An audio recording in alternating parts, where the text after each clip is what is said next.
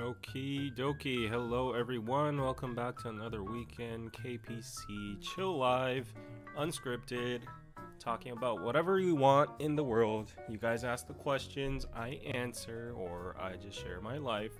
Right now, it is 12:17 a.m., November 25th, and yeah, it's as usual, Sunday to Monday.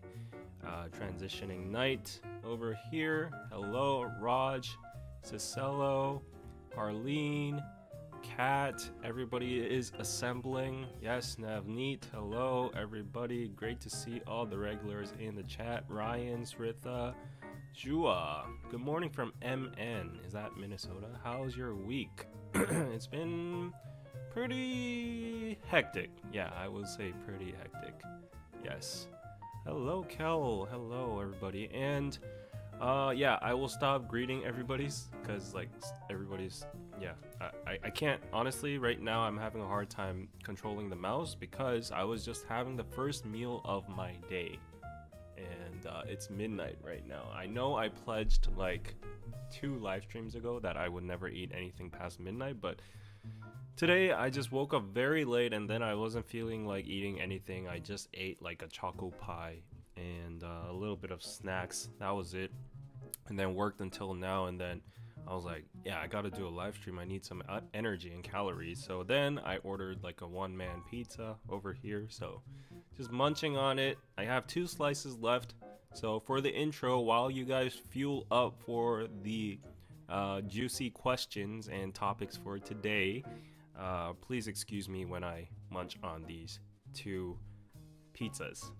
Yes. Currently in Taipei. Wow, interesting. Okay. Toronto. Hong Kong. Hello, everybody. Nice sweater as always. You seem to like the Nike sweaters. Good morning from Houston. Okay. Hey, looking forward for good talk today while I'm doing chores. Okay, great. Yeah. Just throw in whatever questions you want to ask me about Korea, my life, or in general, my opinions about. And then it's going to be a fun talk. So let's wait a little bit since we only have like 72 people in the chat. And here's my pizza. I want to show you guys, but the sauce is dripping. Yeah, I had 2 pepperoni slices and 2 this is just cheese.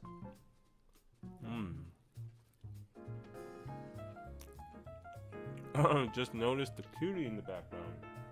Yeah, I'll explain later. Did you see the news on you know who being the father of the baby of that model? Yes, I did. Let's talk about that in a few minutes. Don't worry, guys. It only takes me like 2 minutes to finish 2 pieces, so yeah. And yes, thank you, Carol. Don't forget to hit the like button before we go on.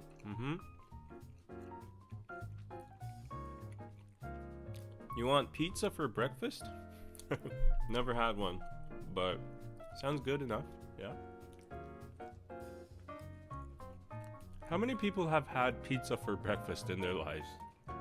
I don't think I've ever had.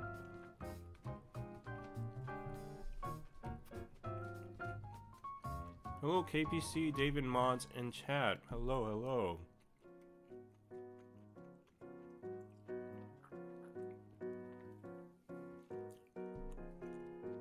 How's your vlogging status and progress?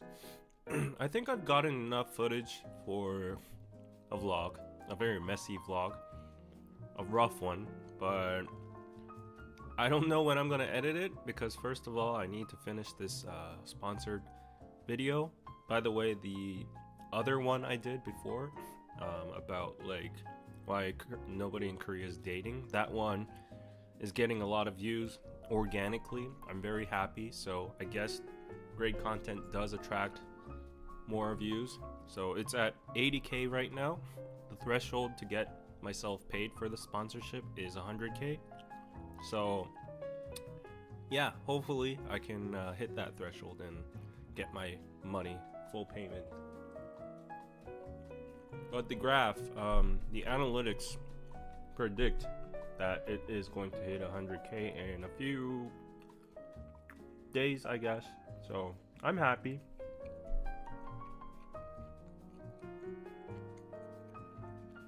Pizza is also hangover food. Yes, I've had pizza as hangover food, but that's usually in like 5 a.m.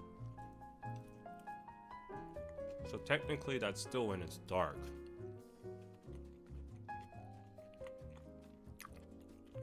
Back in the day, when I used to be like a Hongdae party person, I was never a party person, but I did pull a lot of all-nighters, you know, during your early 20s and all. There's a place called Monster Pizza right in front of the clubs, and there are a lot of branches. There's one in Yeonnam-dong, there's one right in front of the Samgori Pocha and all that. And that's the place where everybody goes to at 3, 4, 5 a.m. when they're very hungry after all the clubbing and, you know, picking up girls and all that. So you'll see a lot of foreigners in there too.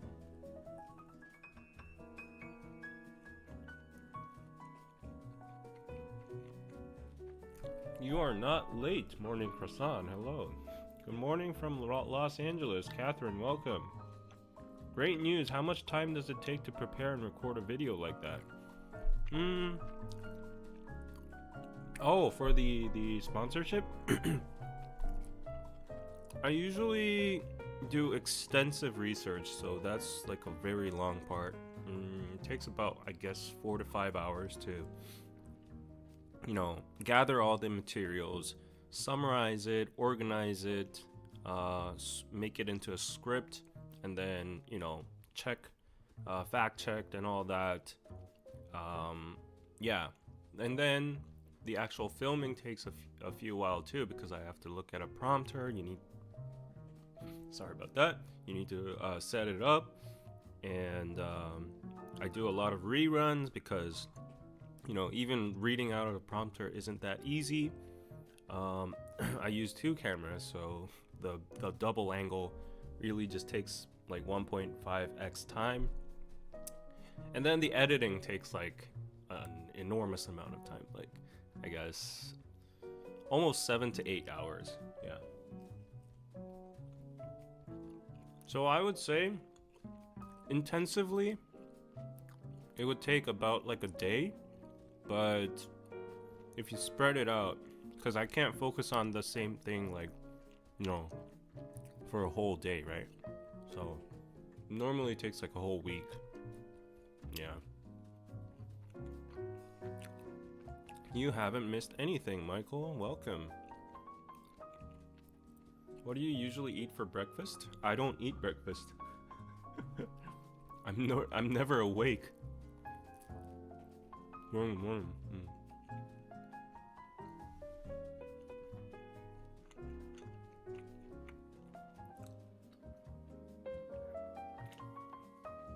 Had a salad at 7 a.m. now.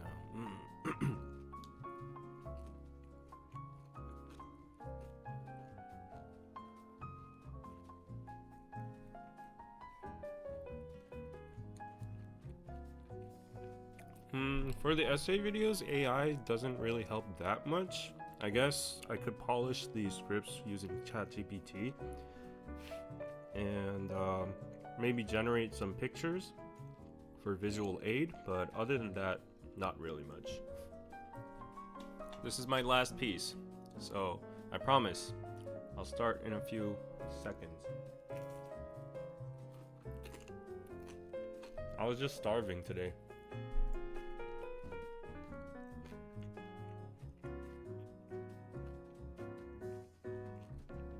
Okay, more and more people are gathering. 140 people in the chat. Please like the video.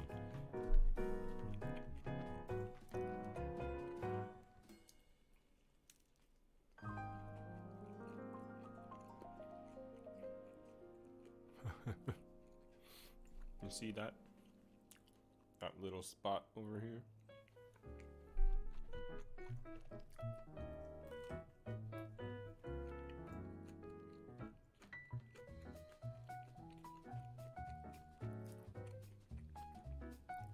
Eileen, hello. Hi, David from Cheetown. Where's Cheetown? Is that Chinatown?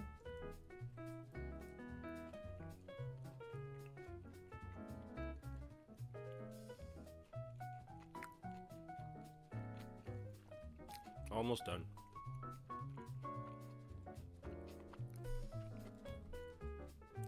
I wanted to finish it before the stream, but then, as you can see, there's a little friend in the studio today, so I needed to take care of her. That stalled a little bit of time.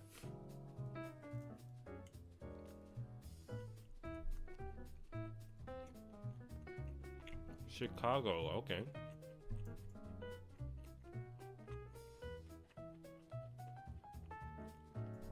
Sup, David? David, howdy from Zamboanga. Is that how you pronounce it? Zamboanga? South of Philippines? Interesting.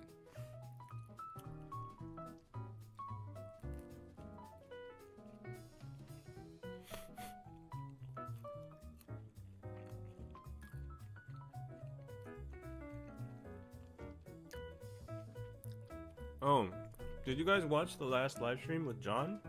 Because I saw a lot of compliments in the chat. A lot of you guys seem to like the joint live streams with John.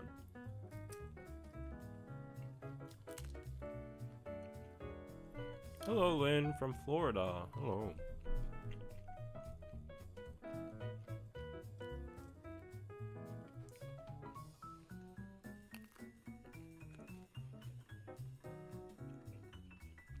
Very much.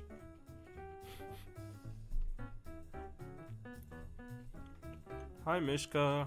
Pizza looks yum yum. I'm in the UK. Okay. Yes, John is fun.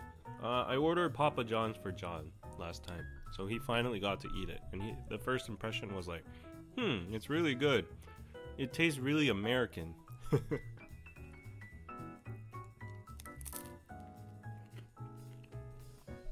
He has a good vibe.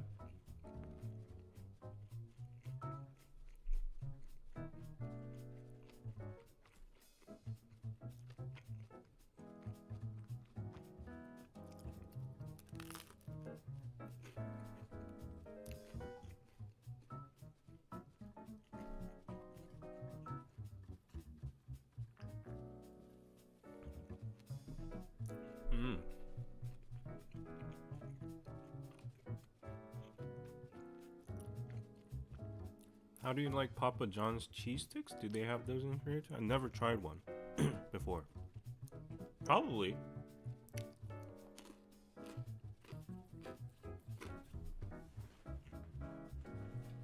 Finished.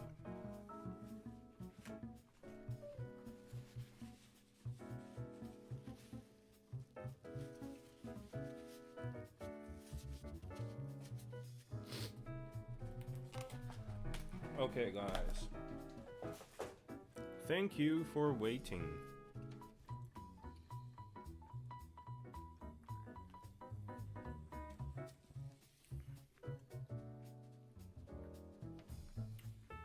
Let me get some wet wipes.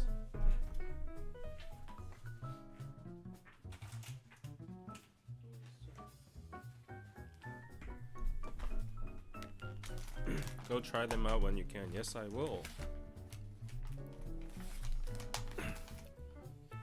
I don't know if this is a Korean thing, but recently on the delivery app there was a store, a chicken store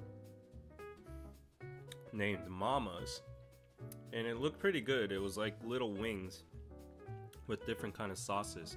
I think they had like 10 sauces or something. So it was an interesting kind of combo, and I tried it out. It was pretty good. It was delicious, but then kind of pricey. So I was like, yeah, maybe you know, in the picture it had like a good restaurant vibe, so it would be great to hang out with friends and such. But I don't know about like ordering it at home because it was a little pricey. But then I found out that the restaurant is a chain. It's a new brand that Papa John's started. I don't know if it's global, but at least in Korea. So interesting. They have a new brand called Mama's, and they sell chicken here in Korea.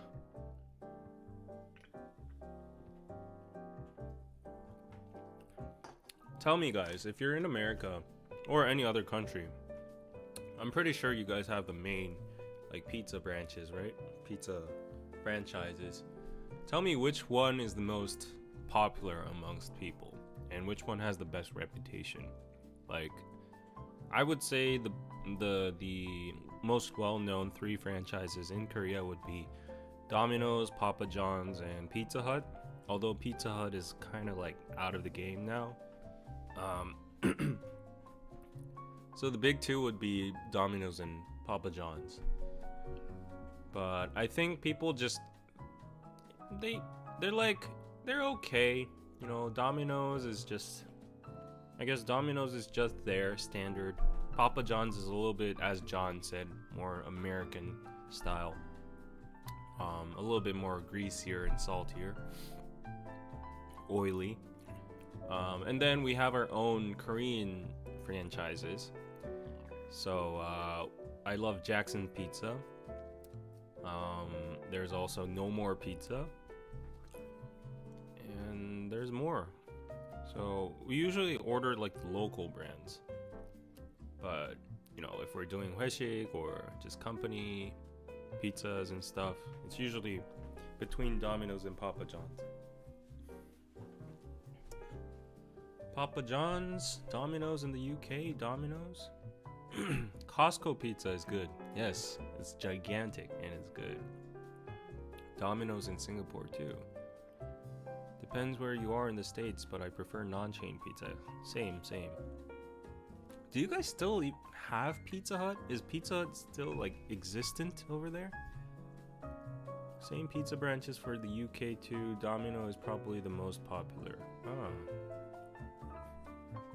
I refuse to eat Domino's or Papa John's. I don't like their sauce. I actually prefer Pizza Hut. I love their crust, but now I order pizza from a small local place that I love the best. Then I guess it's pretty much similar all over the world. Like, you just prefer your local joints and local pizza places. There's usually places that are good with pizza. Interesting. My friend, who showed me around when I was in Austin, he said there was this amazing pizza place called Home Slice Pizza. I went there and it was a very hip place. We went during the night and this place was Texas, but it didn't look like Texas. Not to be judgmental, but being in Dallas and all the other places for a while, like a couple days, I noticed like the people's lifestyle, appearances, like, you know, patterns and stuff. But then when I entered this pizza place, I was like suddenly in California or something. And yeah, the pizza there was pretty good and it had a really interesting vibe. The bathroom was very inspirational. So I don't know if you guys have tried it before, but if you ever do have the opportunity, I feel like it's gonna be interesting. Yeah, the pizza there was pretty good, and my friend said like it was the best pizza he's ever had. Honestly, I wasn't that impressed. It was okay. Extra points for the vibes. Austin definitely has a different vibe to other cities in Texas, I would say. Yeah, I've heard, because it's the campus, like UT, right? No, wait, University of Texas Austin. Yeah, I heard a lot of people come all over from the US to there, so there's a lot of people. And I heard the city is very famous for arts and performances and all that, so very artistic, liberal, and creative, all that. Local pizza is much better. Hello, Patrick. Another local brand doing it for the Philippines is Yellow Cab. Not sure if there's a franchise of it elsewhere. I've never heard of it. You're making pizza dough right now. Wow. I've never made my own pizza before, other than frozen pizza. Detroit style pizza is the best. I have yet to try that, so I will definitely try it in the future. I've tried Chicago pizza in Korea. If I probably think it's not authentic.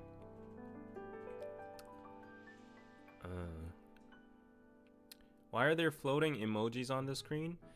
If you type an emoji in the chat, then it will trigger a floating emoji function on the screen. So try it out. Don't spam it too much though.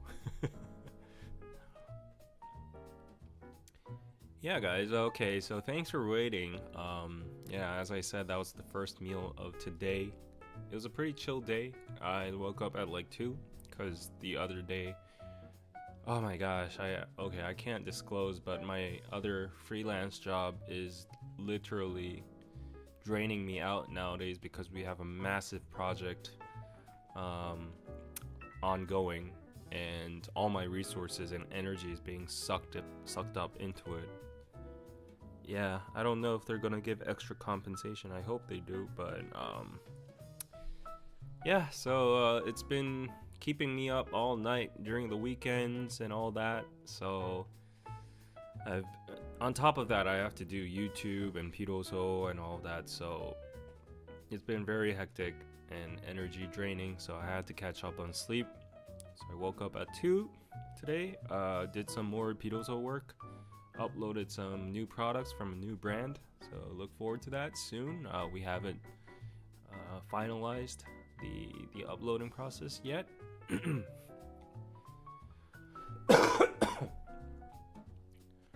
Yeah, after that, I guess I just slacked off at home. I was just looking at the crypto charts a little bit. I'm very happy nowadays because of it. It's going through a little correction at the moment, but it's fine. Yeah, I'm expecting 2x, 4x on the altcoins. But anyways, other than that, I just walked my doggo. She's chilling over there. I took her to the studio because nobody's here on Sunday, and I just thought, like, you know, it's a hassle going back inside my house and coming outside again and coming to the studio. So I was like, yeah, let's just do it in one go. I walked her, came over here, washed her feet, and then put her to sleep over there, and yeah, doing a live stream. Very efficient, right?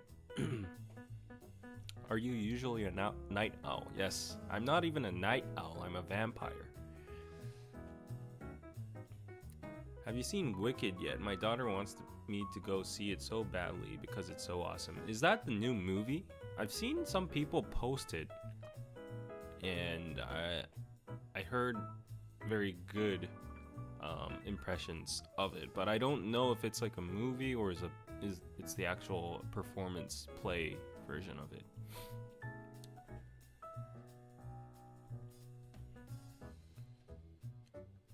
Hello, Brazil. Yeah, recently in Korea, the Brazilian MMA fighter Pereira, he's visiting, and he's having I think a vacation here. And I didn't know who he was, honestly. I'm not a big fan into fighting and stuff, but apparently he's super famous around the world, even in Korea. So a lot of people greeted him, and his famous line is Shama. So everybody was like yelling Shama, Shama, Shama in the airport. So he's been doing a lot of things over here, and I've been, you know, indirectly following because Instagram just spoon feeds me with the content. It's a musical that's been made into a movie. Oh, okay. Yeah, I knew what Wicked was. I actually saw the Broadway version. Yeah, I saw it in Broadway, actually, Wicked.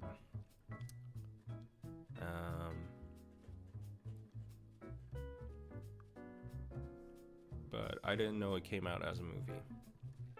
I even forgot what it was. It's based on the Wizard of Oz, right? Yeah. Honestly, Broadway musicals, Don't hate me, please. They're kind of overrated.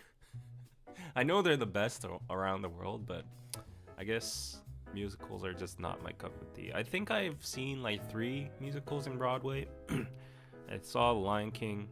Did I see Lion King? Or am I just glitching? Like, did I see it somewhere else? I saw the Phantom of the Opera, and then that was when I was very young. I almost pissed in my pants, because I think the Phantom suddenly appeared next to me in the aisle, and then I was very young, and I'm still very, very afraid of ghosts and spooky stuff, and that freaked me out, and I almost cried. And I think I was too young enough to understand anything. My mom is a very enthusiast about like performances and plays and musicals and stuff, so she took me along. So I think I saw the Phantom of the Opera, and then there was the Humpback of Notre Dame, and if I'm not wrong, I think I've seen Lion King. I don't know if it was in Korea or Broadway, but then the most recent one was Wicked. Yeah.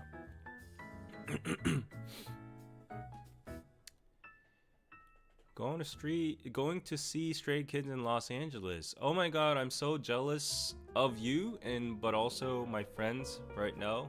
So Subin is in I think Osaka or Tokyo, and they had Mama over there, and she saw Big Bang live. Oh my gosh, it was just crazy. I was just seeing the clips of GD finally with Taeyang and Daesung performing together with their new song Empower, and also Bang Bang Bang, Fantastic Baby. Damn, that was crazy. My gosh. And then there was aespa, there was also 17 and all that. So do you watch West End musical then? West End is like the musical district of London, right? I think I've learned about it in textbooks, but I've never actually went there. I would love to.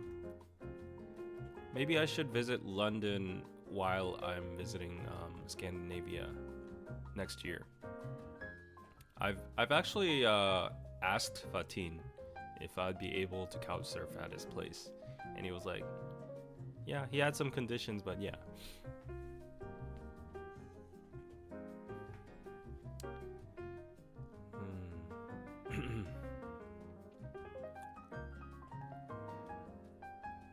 Korean football team is on fire in the current World Cup qualifiers.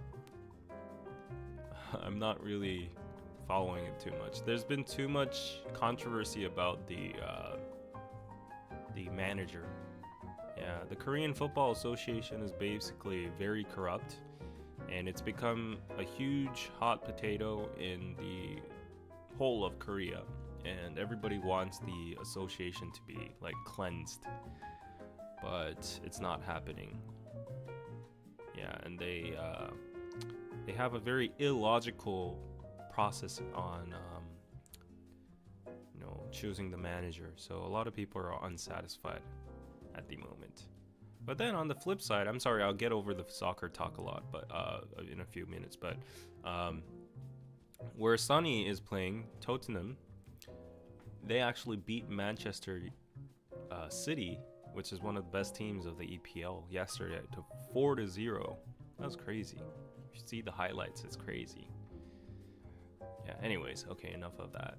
I saw Billy Elliot in Cabaret in West End, which I enjoyed, but don't like all musicals. First of all, they're very expensive. Yeah.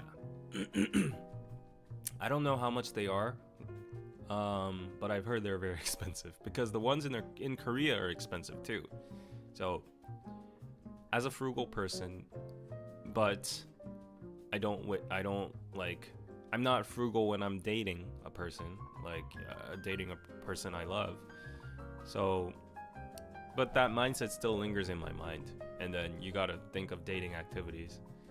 And I checked out the musical prices, tickets in Korea.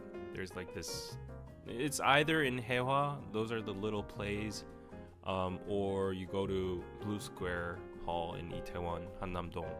That's where the big musicals are, or there are other like college, Gyeonggi University and all those places with the theaters and stuff. But anyways, if you get like a R seat, like a regular seat, or just, you know, basic seat, it's usually like over $120 to $30 per person. Yeah, so it's quite expensive. So every time my exes were like, "You want to go see a musical?" It's been a while. I'm like, yeah, okay. Yeah.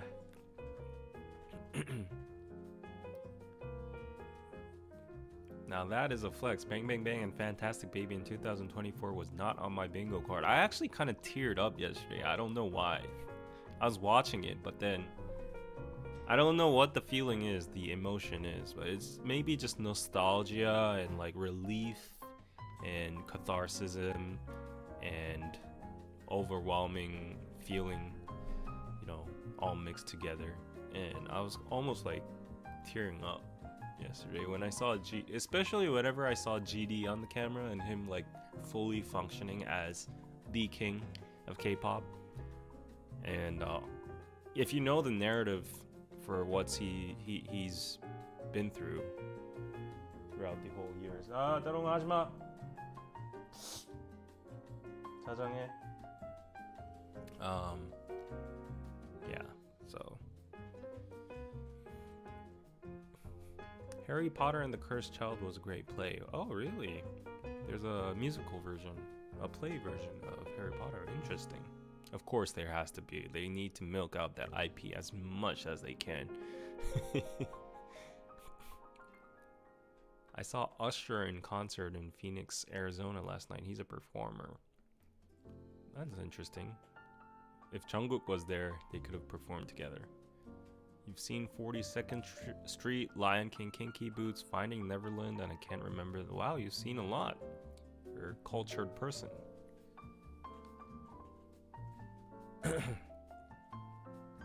Do Koreans play rugby? No. Only some buff dudes in Yonsei and Korea University. Yeah.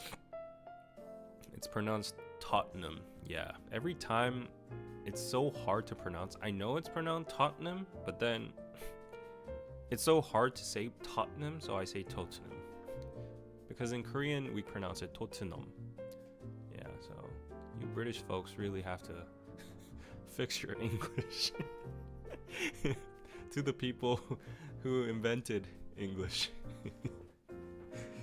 I guess like the US standard English has become, like the fact I'm saying US standard English, US English has become like very prevalent.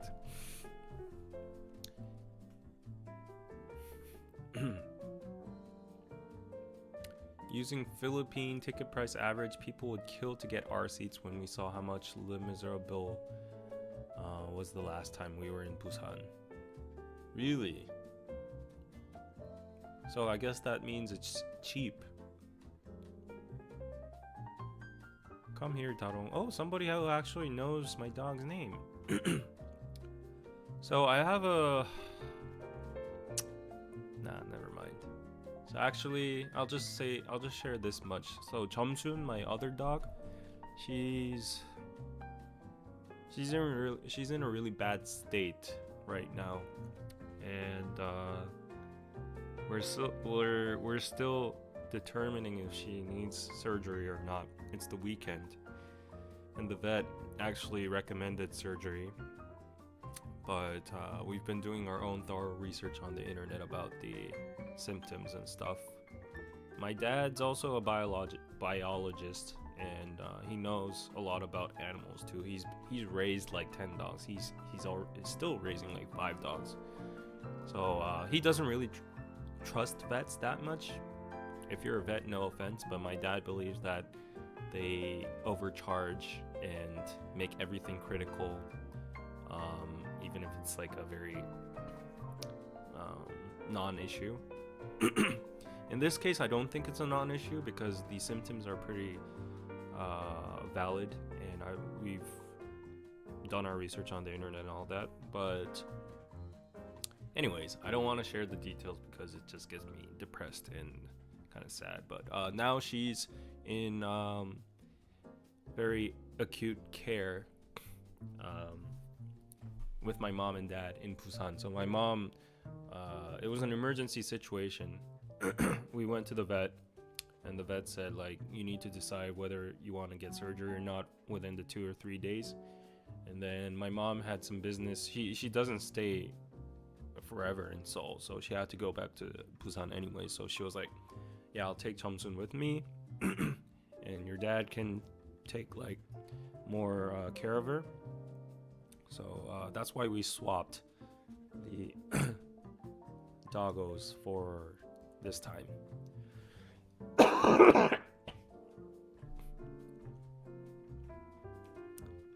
Yeah, so that's why Tarong is here. It's the best for your dogs. Thank you. Actually, let me introduce Tarong to the stream. Taronga,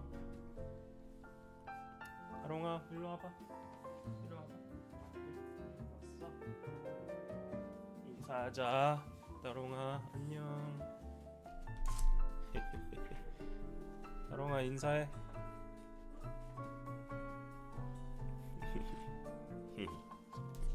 Hello. Hello, this is Tarong. Say hi. Oh, the mic is covered. Hello. Yeah, she's like 12 now, so she has the white eye. Hello.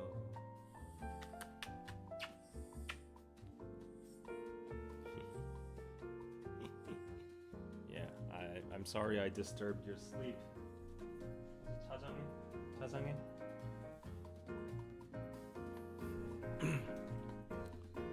Can we please see your doggy? Wish granted. 오랜만이야, 따롱아. So cute. 차장해. Yeah, I took her to the studio.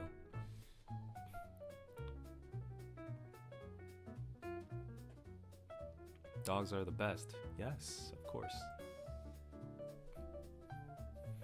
She's a Jack Russell Terrier.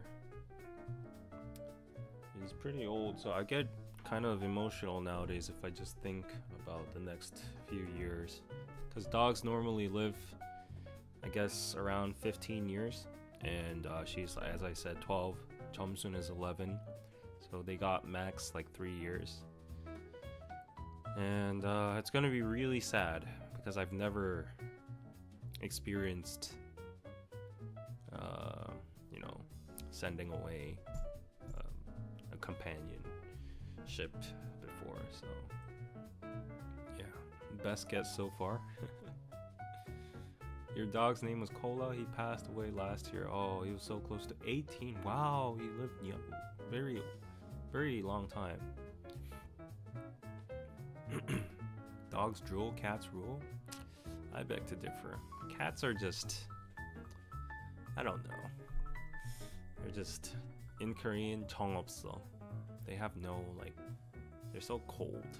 The best feeling in the world is when you come back from a hard day and your dog's like has a propeller helicopter on their tail when you open the door, and they're like jumping at you, barking and licking you and circling around and running around and all that. Well, there's a lot of like online community posts where husbands complain about like when they come back from work, their housewife, wife, they don't really greet them. Like, after a hard day of work, when they come back, the wife just says like, can you fix this? Or like, do this, do that, order them around. But then there's this one post about like the husband saying, we bought a dog. Apparently, I think they didn't have like a child or anything. So we bought a dog. We got a dog. Bought a dog sounds weird, but technically it is buying. So yeah, we bought a dog, and the dog satisfies what I expect from my wife when I come home, and it's the best feeling ever. Yeah, that's funny. So he was like, that post got a lot of likes on the internet. He was like speaking to all husbands out there being neglected and ignored and not being loved by your wives. A lot of marriages, unfortunately, they're unhappy in Korea. There are a lot of sexless couples. A lot of them just live just for the sake of living together. They don't want a divorce. So a lot of them are very, very unhappy. It's a known fact. Nobody's gonna deny it. They're just like shishing about it. But yeah, he was saying the solution to your very mundane and monotonous marriage is getting a dog.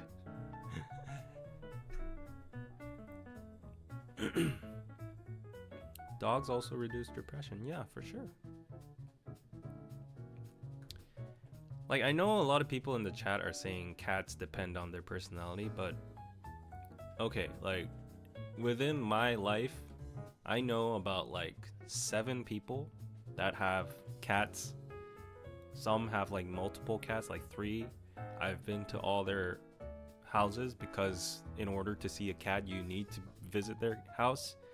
Without an exception, every single cat, I don't know, people talk about personalities or maybe the spectrum you're talking about is different, but every single one is very, very indifferent and not very affectionate.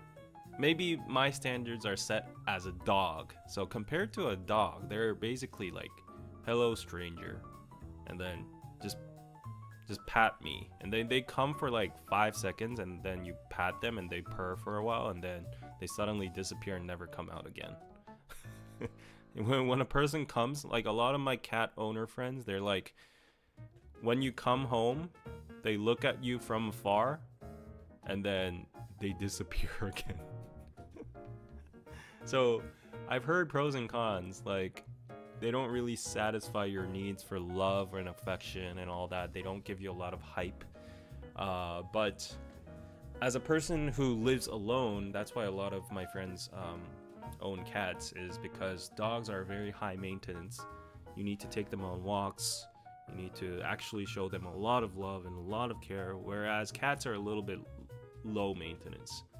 They do everything by themselves. Like, yeah, you don't have to take them on walks. They're territory animals, so they're fine with being in like small places, like a 2-room apartment. Yeah. So, okay, I'm gonna get a lot of hate from the cat owners in the chat, trying to debunk what I'm saying, but yeah, my human record experience, I am yet to meet a cat that has been a lovely one.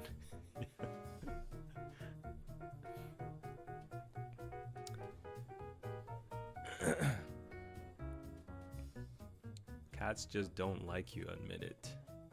Maybe that is the case, but I haven't seen my friends' cats loving their owners either.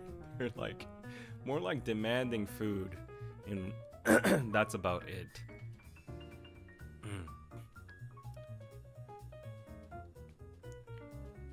Yeah, so I will be a dog supremacist until the day I die.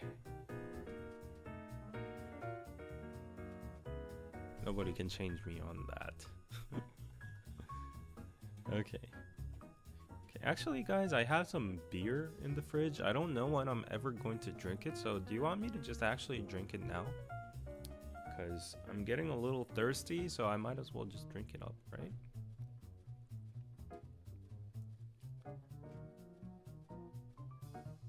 Cats are very unpredictable. Yeah, I know, right?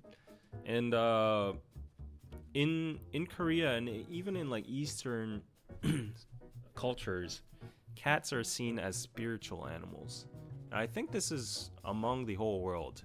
Maybe there is something about cats, but they're seen as spiritual animals. So a lot of Korean ancestors said that if you want to ward off evil spirits, you should have a cat at your house. On the contrary, there's a urban rumor where dogs see ghosts, so they bark in the middle of the night at empty spaces. That means there's a ghost over there. Yeah.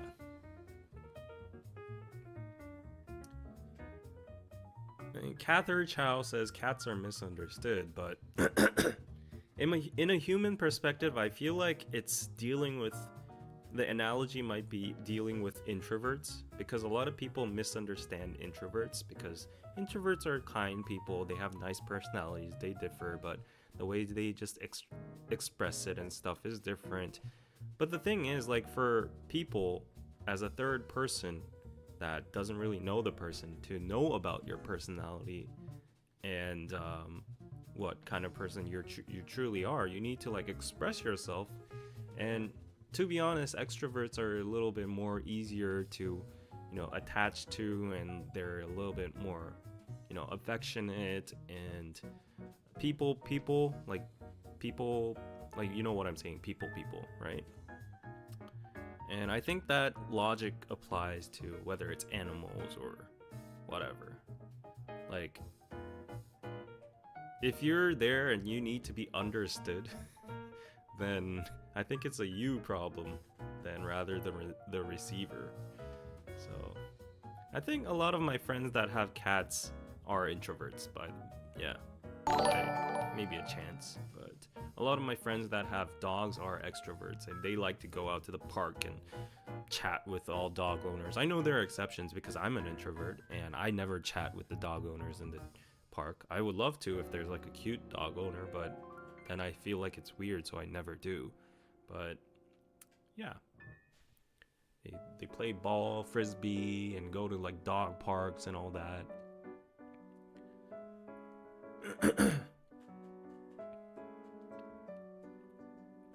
Oh, black cats are the most affectionate and they're smart.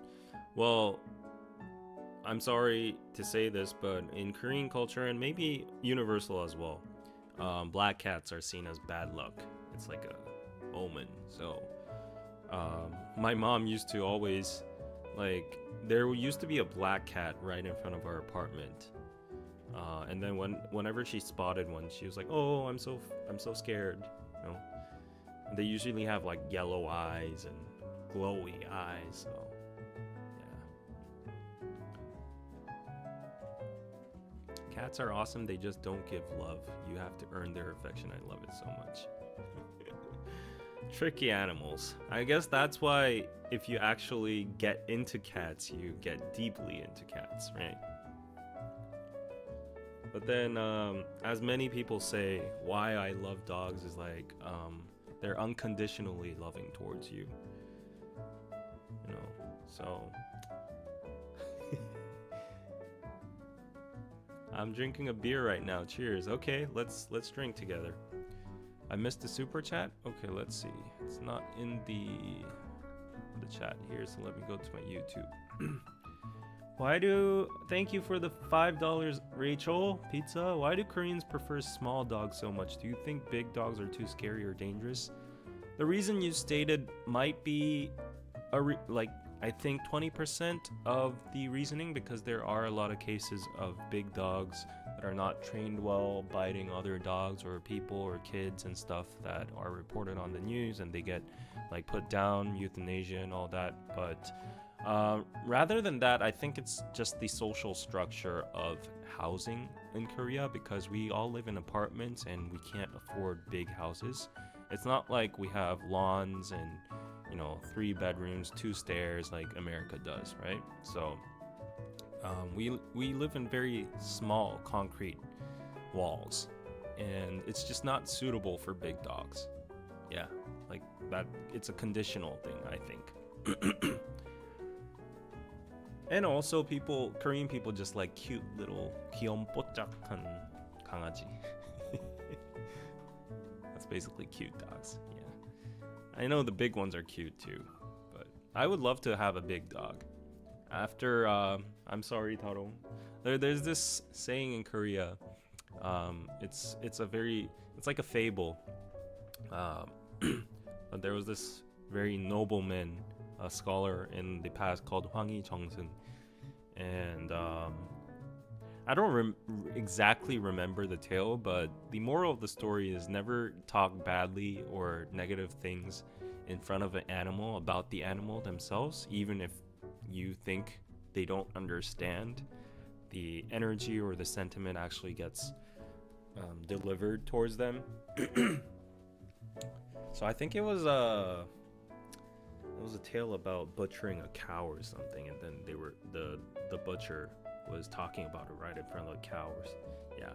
Anyways, I'm sorry, she doesn't understand English, so she only has like max 5 years left, right? So after she's passed the Rainbow Bridge, I'm definitely planning to get a bigger dog, because I want a dog that I can hug to the fullest extent, because like my little doggo, like I can cuddle with her and she's like in my arms.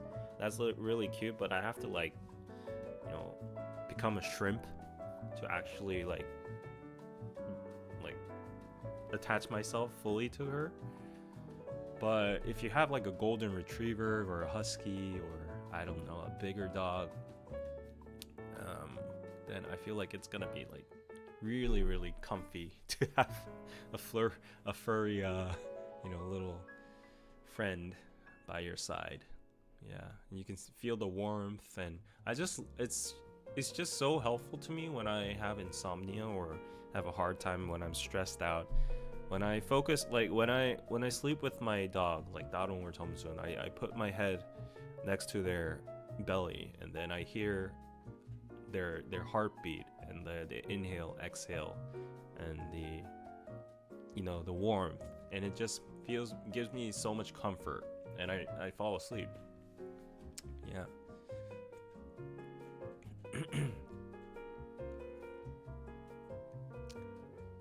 Small dogs are better with apartments, yes.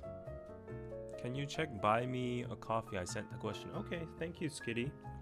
I'm sorry, I changed my phone, so it's probably not sending me notifications because I don't have... Oh, actually it did. Thank you, Skitty.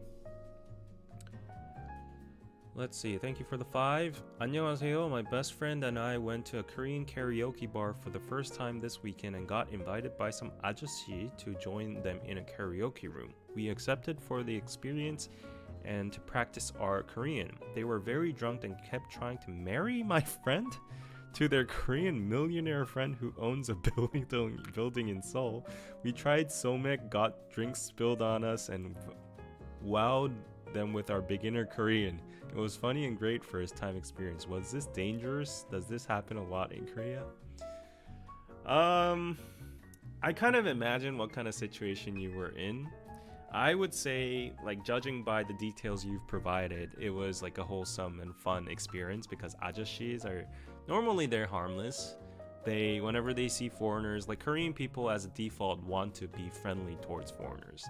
And if they were drunk, like they're probably like, oh, come with us, like let's sing together, yeah. And then, oh, you're really pretty. Oh, where are you from? America. Oh, America. Oh, 안녕하세요. Oh, Korean. Wow, so good. Where did you learn Korean? And that's how it usually goes. And then they're just very excited to have any kind of interaction with the foreigner, because it might be very rare to them.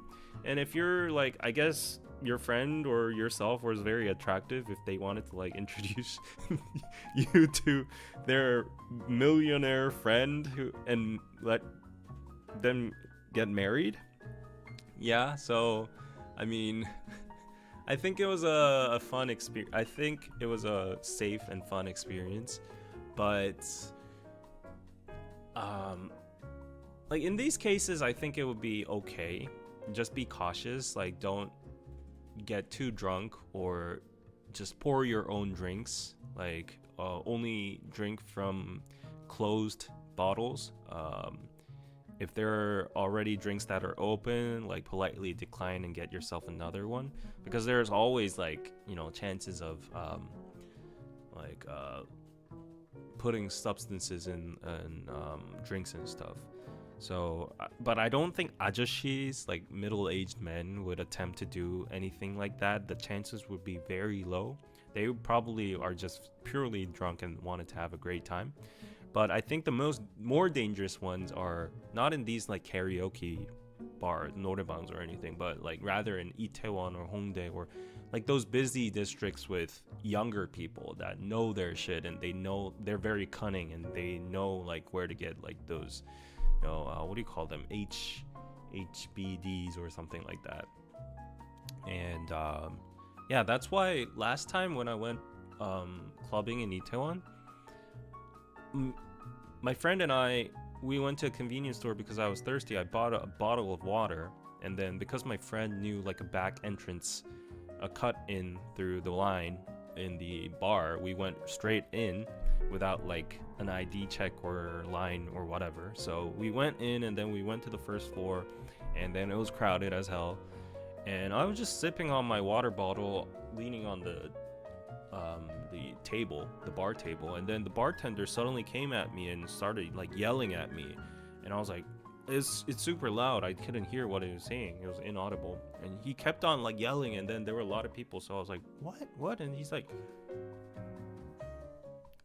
and eventually I understood that because of those kind of incidents, you're not allowed to bring any kind of liquid substance or any kind of outer food that was purchased from a convenience store or outside of the bar. So only liquids or drinks that are served in the bars, glasses are considered safe. Or maybe it's just their policy. I guess it's double intentions of like trying to prevent roofing, or they just want like more sales, right? So yeah, that was a first for me, and I never saw it as like a huge thing, but nowadays I'm hearing a lot of more cases from especially foreigners in Korea visiting like Hongdae or Itaewon. So always be on the watch out. I think that's the number one code. Like, it's not victim blaming in my opinion. Maybe call me a little bit traditional, but you always have to be on the watch out. Like, you might complain. Like, it's the same thing as a lot of parents, like conventional parents, say don't wear mini skirts like during the night, and don't wear like revealing clothes and go to the club at 2 a.m. in the morning. And a lot of younger generation people and women's rights activists or people say the criminals, the perpetrators, are at fault. Why do we have to restrict our behavior because of them? Society is at fault. But on the other hand, I understand the parents' sentiments and cautious behavior too, because you can't fix that at the moment. Like, it's an unfortunate but an ugly truth in reality. So if the bad outcome comes out and the probability goes higher because you're in revealing clothes, although the perpetrator and the criminal is at fault, result-wise, you can't reverse that. That's why you need to be a little bit more cautious. And this is not victim blaming. It's just being, a little bit more sensible. So I know a lot of people hate this narrative, but I think a lot of people shouldn't see it as black and white, because I've seen so much knee-jerk reactions saying like, oh my god, you're so misogynistic of saying that kind of stuff. It's society that's screwed up, and those people need to be in jail. Of course they do have to be, and of course it would be amazing if it's an idealistic society where everyone has morals and everyone fears the law and everyone's like good. But then like, it's another ugly truth where men are lurking in the shadows and these perverts are targeting attractive females with revealing clothes they get aroused from, and the chances or probabilities of becoming a victim of that go higher when you have certain kind of traits. So I don't think, I've seen a lot of my friends brush away their parents' advice about that and stuff, and I know it's like by logic, of course, I understand their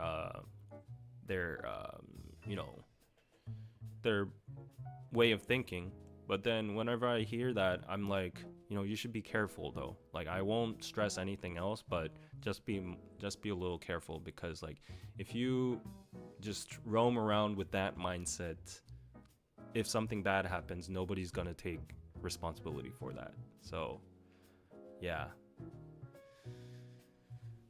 So anyways, so just in Korea, I think you had a great time with the ajashis in the norebang, and normally they're friendly people. But if anything gets overboard, like they start touching or they start crossing the line, it's totally okay to just, refuse, say no, barge out of the room.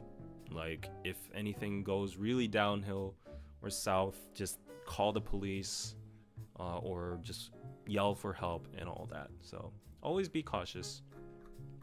I wasn't talking to you in specific. Yeah.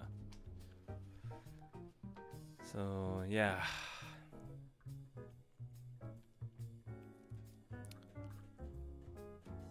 So yesterday I was on YouTube, and there's this old, I don't want to call him old, but I think middle-aged man. His hair is white, that's why I immediately called him old. But there's this I think he's an expat or like a foreigner that's lived a long time in Korea. His videos have popped up here and there for me on the algorithm. It's probably because I do Korean content. But I think I saw his video the other day, and he was celebrating like his one year anniversary of YouTube, about like vlogging in Korea. And the experiment he did was walking around Seoul at 3 a.m. in the morning to prove but just show how it's safe. And of course it's safe.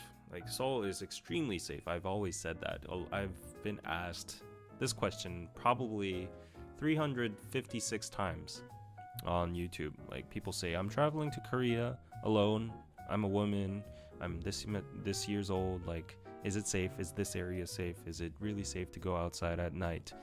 And my general answer will always be, it is completely safe. It is, you can roam around at 2 a.m., 3 a.m., go to the convenience store, go to a norebang, go to a pub and whatever, do whatever you want. You can be drunk and just walking all the way home and nothing is going to happen to you. And the probability of that would be 95% or such.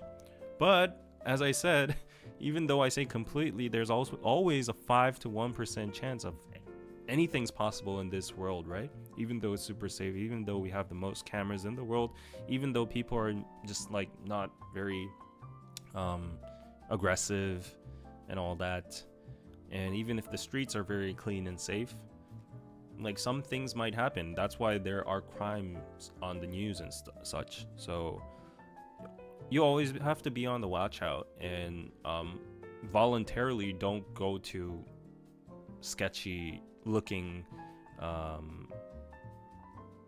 what do you call them, like alleys or back streets and all that.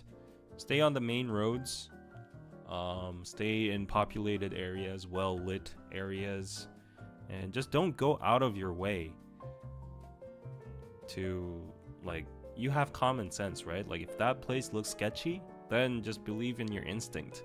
It's probably not. Like as a local person, I go to all the sketchy areas in the world in Korea because I'm a local here and I've been living here for 20 plus years, and I know that nothing's going to happen if I walk down this alley at 4 a.m. in the morning.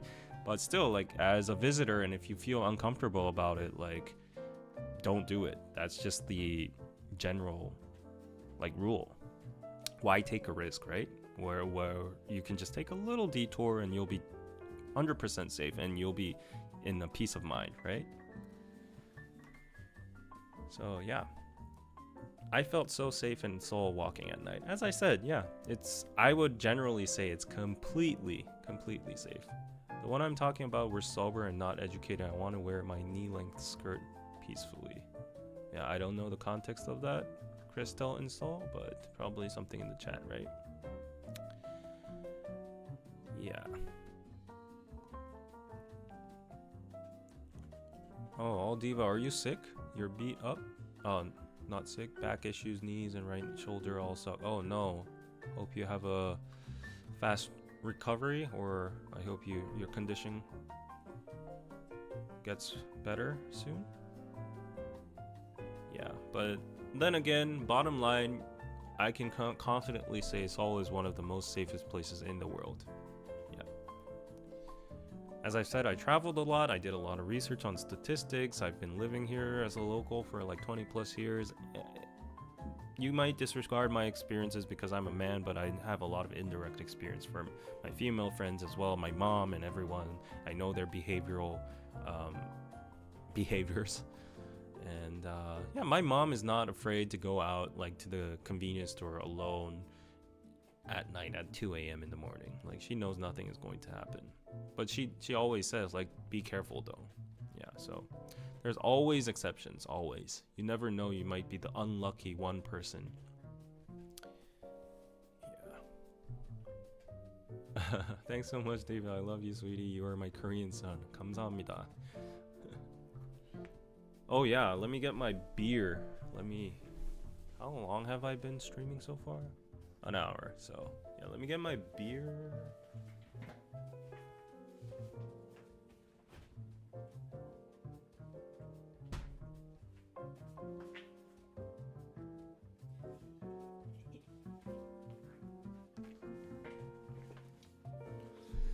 Okay, any more questions? In the meantime, before we get on to the next questions, spare me a minute, guys. You know what I'm gonna do, right? Actually, we have some exciting news. So, oopsies. Okay, there you go. So, let me shrink the screen a little bit. Yeah, you can still hear me, right? So, yeah, welcome to Piroso, piroso.net, my online store for Korean goods. Very interesting design products. You can't see any of these kind of products on Amazon or your local Korean marts or anywhere. So you can only get these from Korea. There are a lot of crafts over here. Good news, this was our bestseller product. It's called the newbie bag. And it was on pre-sale. We sold, I think, more than 40 of them. Thank you so much for the purchases. A lot of people were asking when can we get the white version because we only sold the black version last time. Finally, I am happy to announce that we have the white bag in stock. Finally. So it's your favorite bag. Go check it out. You can finally buy it.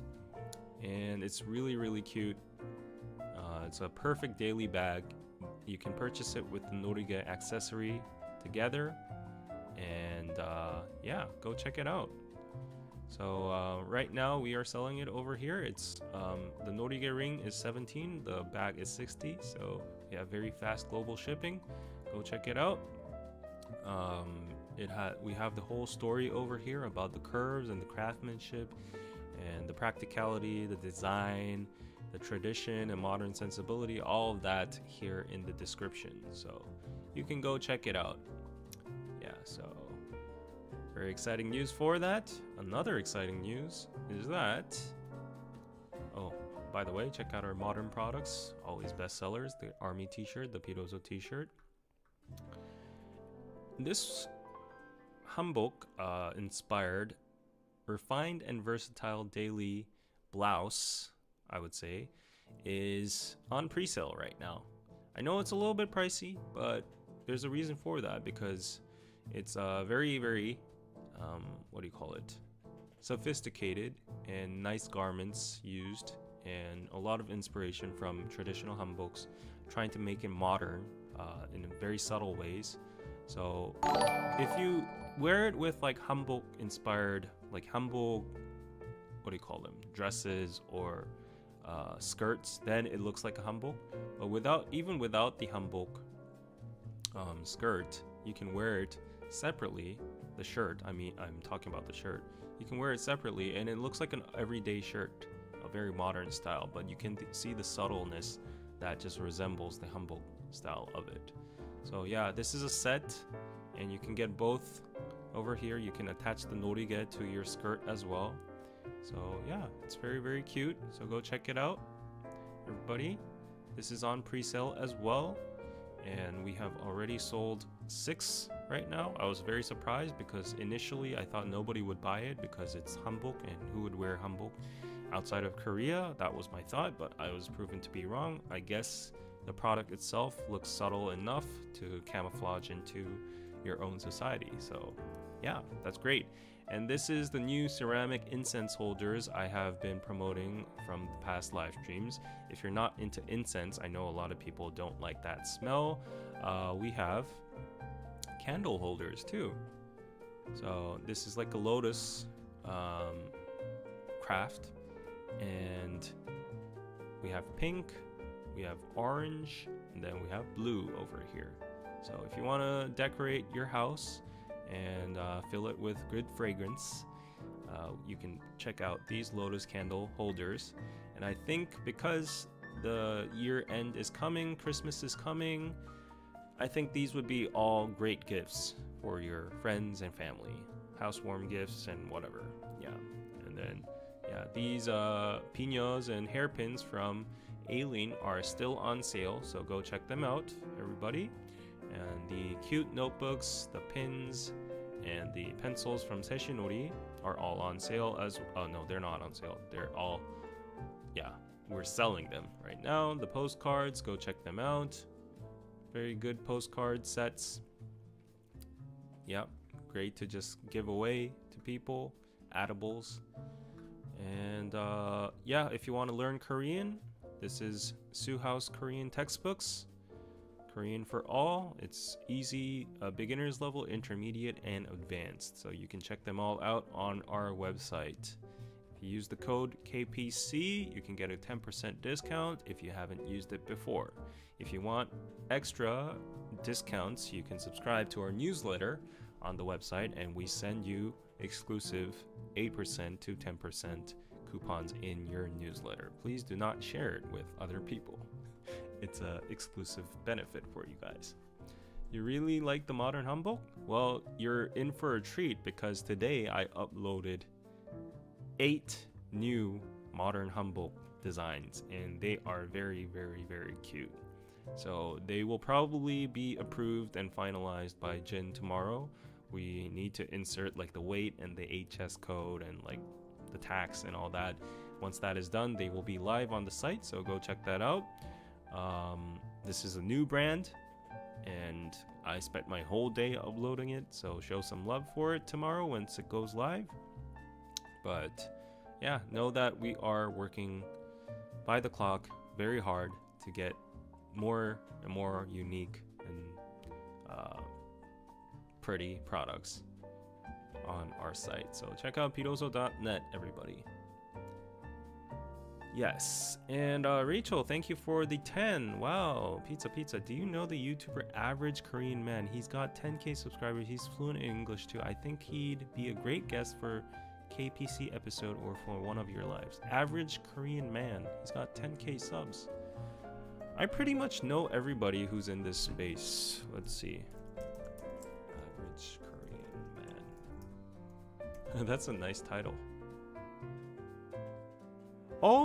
I know this person.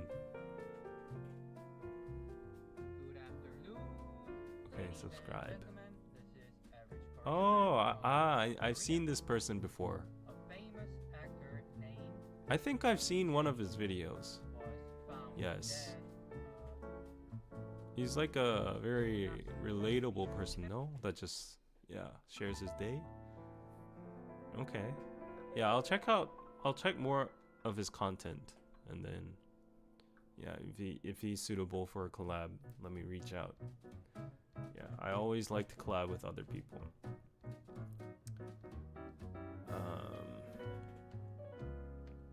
I hope a big company buys you out for a lot of money and you have favorable residual terms. Very ideal situation, but I do not have high hopes on that. I'm wondering about one thing, David. Where do tall people in Korea purchase their clothes, especially trousers, etc.? I'm 175 and also have seen many girls around the streets of Seoul. Well, you're asking the wrong person because one, I'm not a girl, and I'm also not very knowledgeable in shopping, but I know that big size clothing is sold in Itaewon. You have a lot of big size clothes over there, but for tall girls, I don't know. My best shot would be Zara or H&M or those kind of places where they have global, but probably Koreanized sizings at the end. Yes, so I am very sorry I cannot answer your question. Yeah. Are the product images on Piroso all taken by you guys or provided by suppliers? It's half and half. So if they match our aesthetic and if they are of high quality, we just leave them as they are because we don't want to take the extra time. But Jin has very high standards of image procurement and stuff.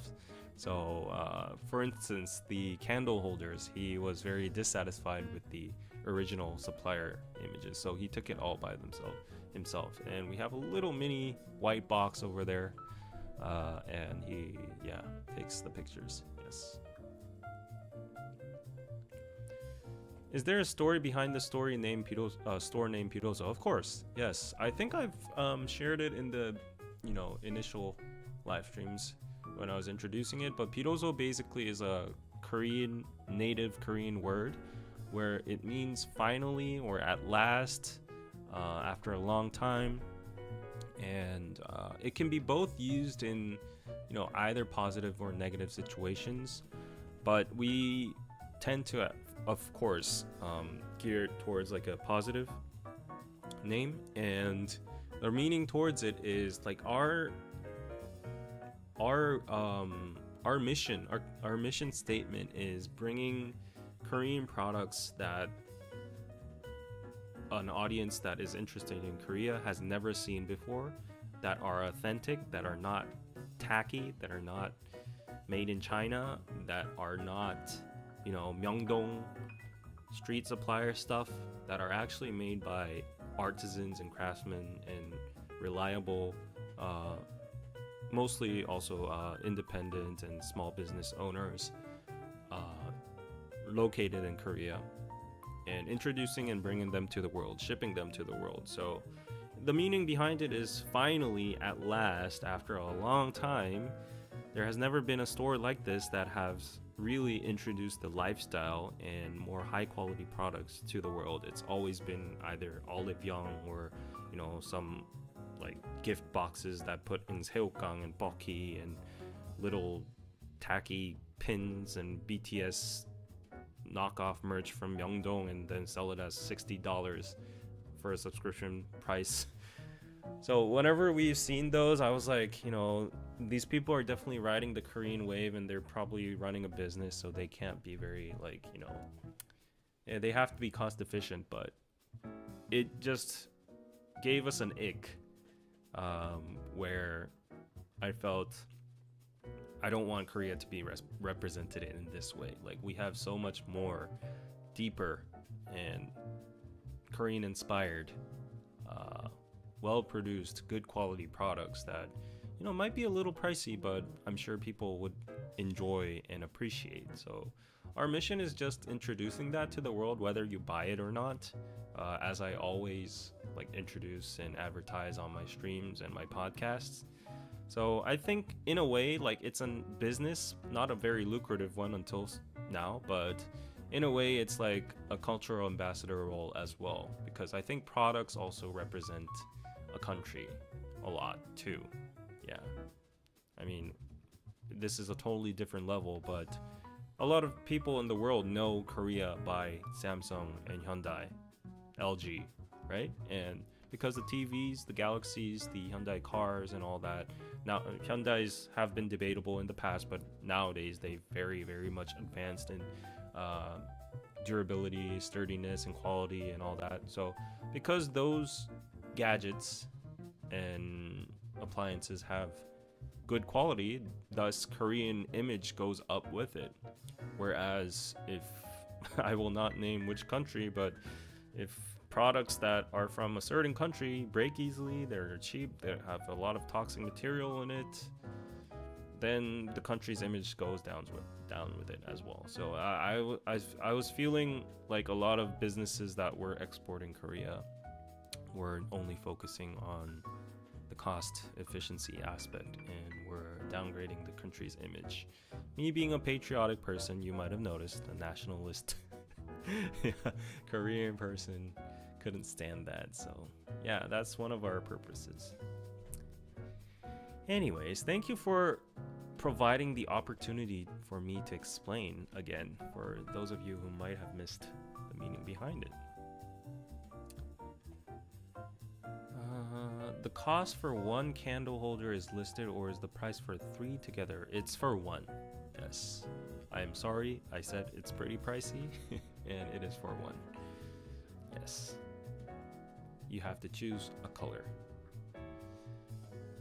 David, maybe you could offer for a fee to take product pictures for vendors with subpar photos.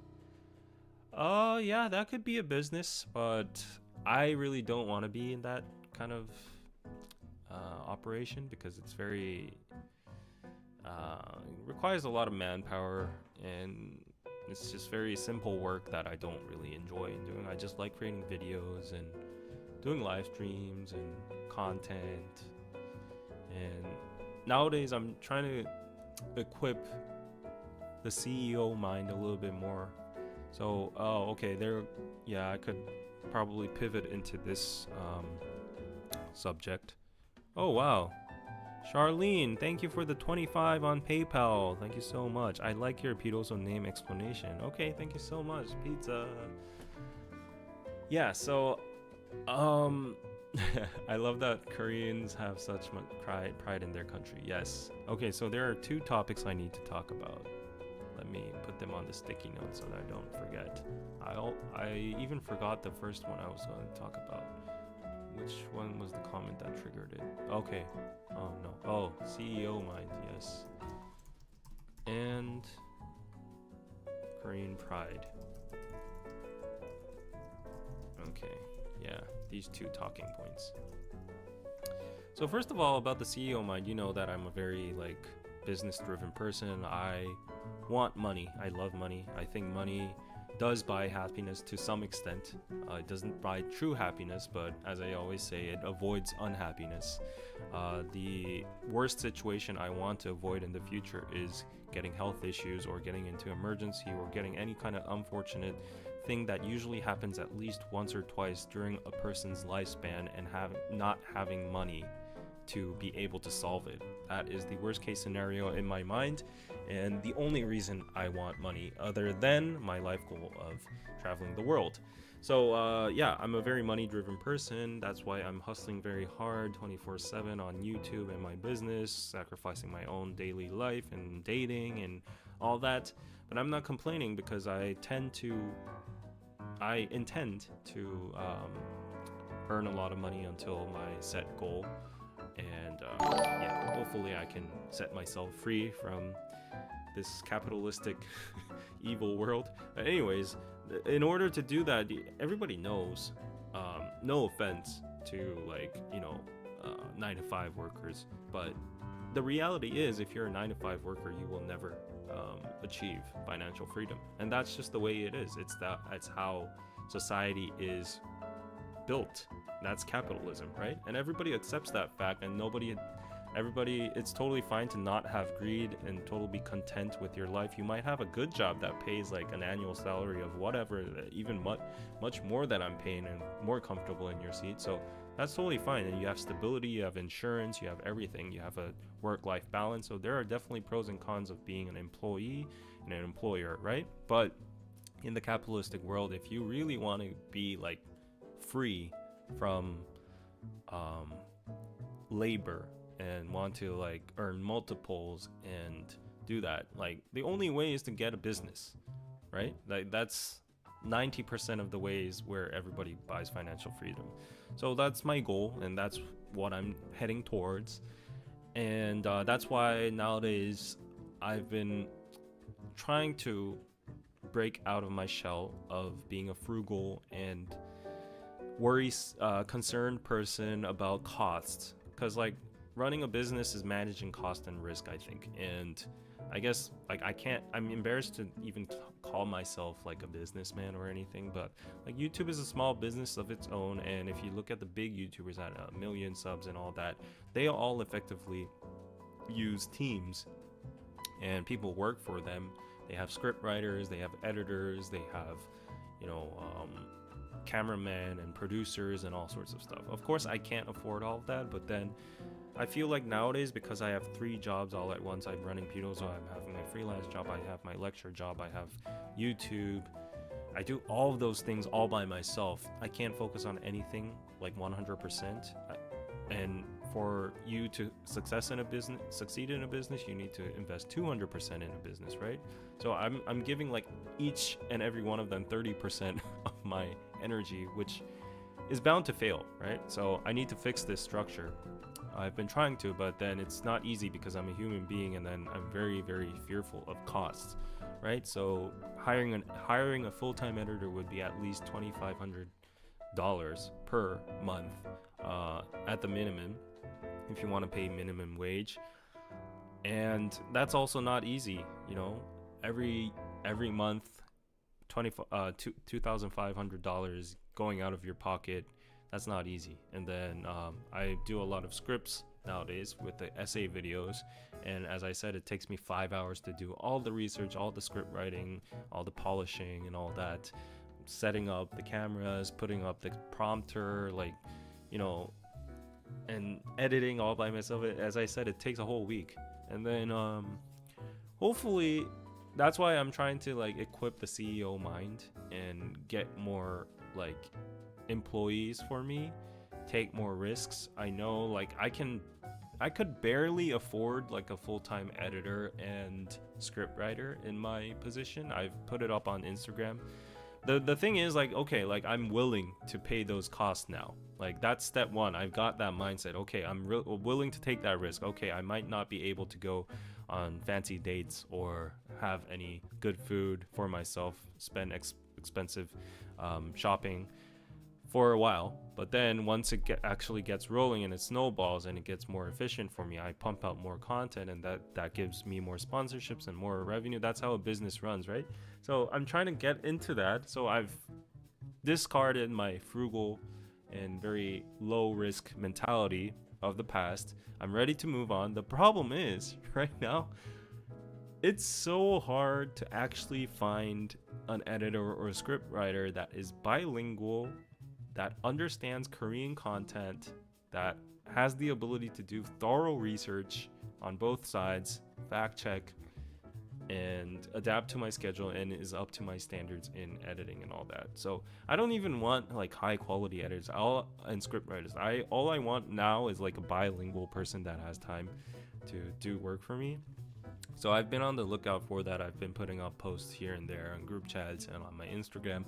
I've gotten I think 2 applicants so far. It's just very hard to check all those boxes. A lot of people said like just go on Fiverr or check out like, you know, there's a lot of outsource pools in India or the Philippines because they both speak English and stuff. But like my problem is they need to speak Korean too. So that's not working for me, but then I'm contacting this one person, so hopefully she can maybe help out. My friend also contacted me and he's interested in helping out, but there's no editor application so far. So it's just very hard for me. Like, oh wow, I'm done with the mentality now, but like, how do I move on? I actually need to find a person. That's like the next step that is becoming the biggest hurdle. In the past, I was very lucky with finding Sarah, Tammy, Juwon. Like those are my 3 DKDKTV editors. Very, very lucky. I forgot how I even found them. Like Tammy's working at the Korea Herald right now, very talented person. Sarah's now married with a baby. Juwon, I think she's still doing influencer stuff in her own Philippine realm. So yeah, anyways, I was very lucky back then, and I don't know how I'll find my next editor, but hopefully I can soon so that I can put some stuff off my shoulders and focus more on content creation and pumping out more content, because right now the speed is very slow. I know that I have to put out shorts in order to get subscribers, but it's just not functioning because like I also procrastinate, I also get burnt out. There's just simply too much stuff on my shoulders. I have deadlines for things that actually pay paychecks, which I tend to prioritize, because if I don't, like, I get fired. And also I have a co-founder who works at Piroso, so even though this is not generating a lot of money in respect to the business and also to my partner, I need to do that as well. And then KPC is mine, so yeah, I know KPC should be the number one priority. It's a dilemma though. It's a dilemma. Putting food on the table and responsibilities, obligations, deadlines versus, you know, your own business and all that. Like it's just a whole mix up and very complicated situation, but hopefully I can overcome it soon. And yeah, my dream is to have a own studio for myself and have like 10 employees working for me, and then I get to give them bonuses and like take them out on 회식s and all that. I'm not gonna be that gonde, but yeah, hopefully one day in like a couple years, because if I don't take that leap, I will have no chance but to go back to like corporate too. So yeah, anyways, yeah, this was all derived from one super chat, but I just wanted to get off that off my chest, because it's a thought I have had recently, and you've probably I'm so thankful for all the DMs you sent me. I read a lot of them saying like, you know, when I said like I need a break, all that on my social media. So thanks for all of that. Rachel, thank you for the 2. What about Korea gives you the most pride? BTS. I'm just kidding. Yeah, BTS is a big part. So I guess the fact that we're just a very small country in landmass, in population, but the fact that our country has some kind of global attention and acknowledgement, that itself is a very big pride to me. And I think it's our historical path and culture that still lives on today. So yeah, like we have our own language, we have our own customs, even though they're very influenced for China and all that, but those unique things have all kind of cultivated all the modern cultures and mindsets we have as well. And some people, there are a lot of side effects to it, of course, but in general, I'm very proud of all of that. So yeah, cost and risk, very true. Yes, I agree, getting a business could be very interesting. David needs an assistant who could work for college credit or something. Exactly. Yeah, I would actually like an assistant who could at least do my other job. Yeah, I could actually get that out of the way, but then, you know, there are complications for that. The music is a little loud. Okay, let me try to downsize a little bit. Yeah, thanks for giving me the feedback. I volunteered to be a free intern for you, David.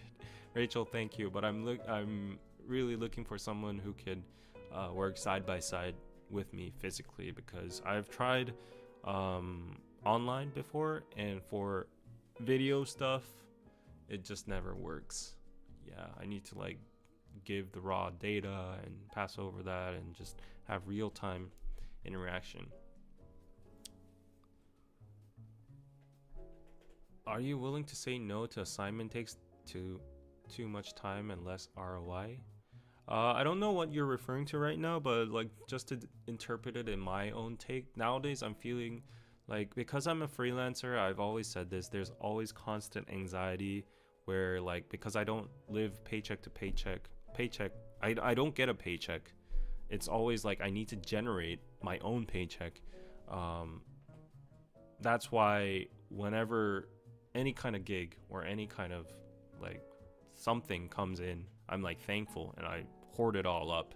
And even though my body is tearing apart and I can't handle it, I overwork because there's this fear inside me. What if I don't take this and next month I don't get any money?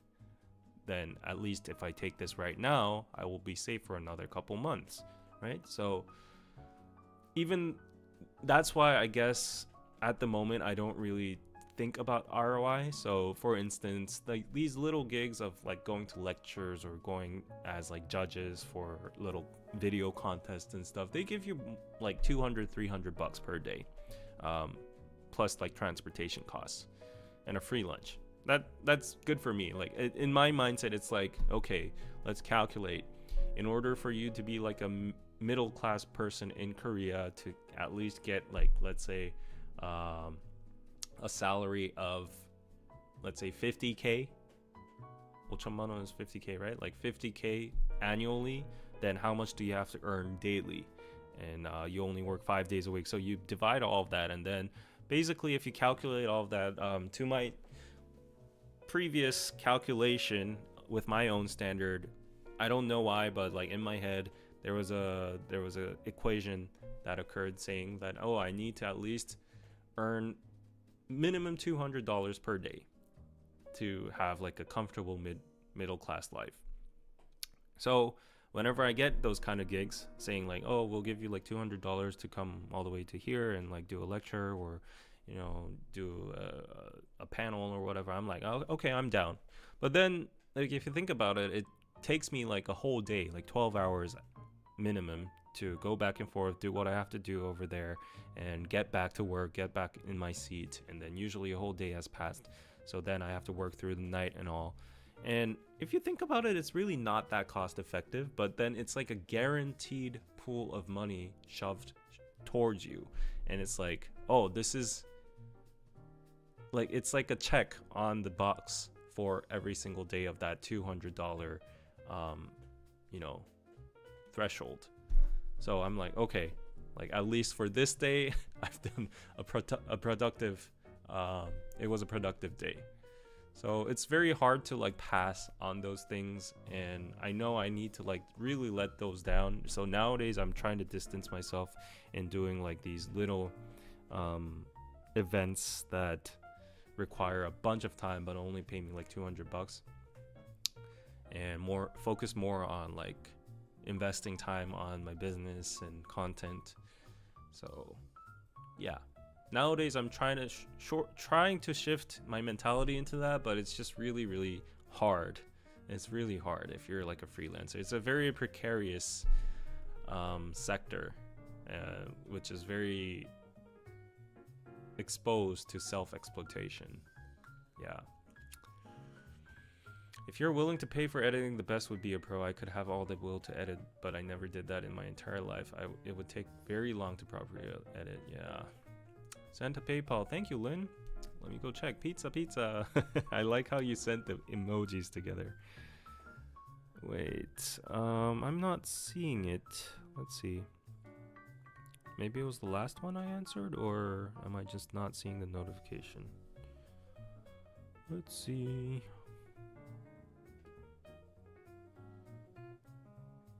Oh, okay, I got it. Thank you. Thank you, Lynn, for the 25 pizza. Hope your doggy get better quickly soon. Yeah. Oh, so this was the sad thing. This was another sad thing about money. You know how I mentioned the reason I want money is like when something fatal or tragic happens to your life, you want to be able to cover it without any kind of doubt or any kind of hesitation. It was very sad when my doggo became into that bad situation, and our whole family was considering, shall we go through the surgery or not, because vets are very expensive. They don't have health insurance and all. So the surgery cost was like $2,000, and the doctor was like, you can do it, but you cannot, it's up to you, I can't force you to do it. I'll just say like it's a little bit of an emergency case, like the more the time passes, there's going to be a higher risk for the dog's well-being. So you decide.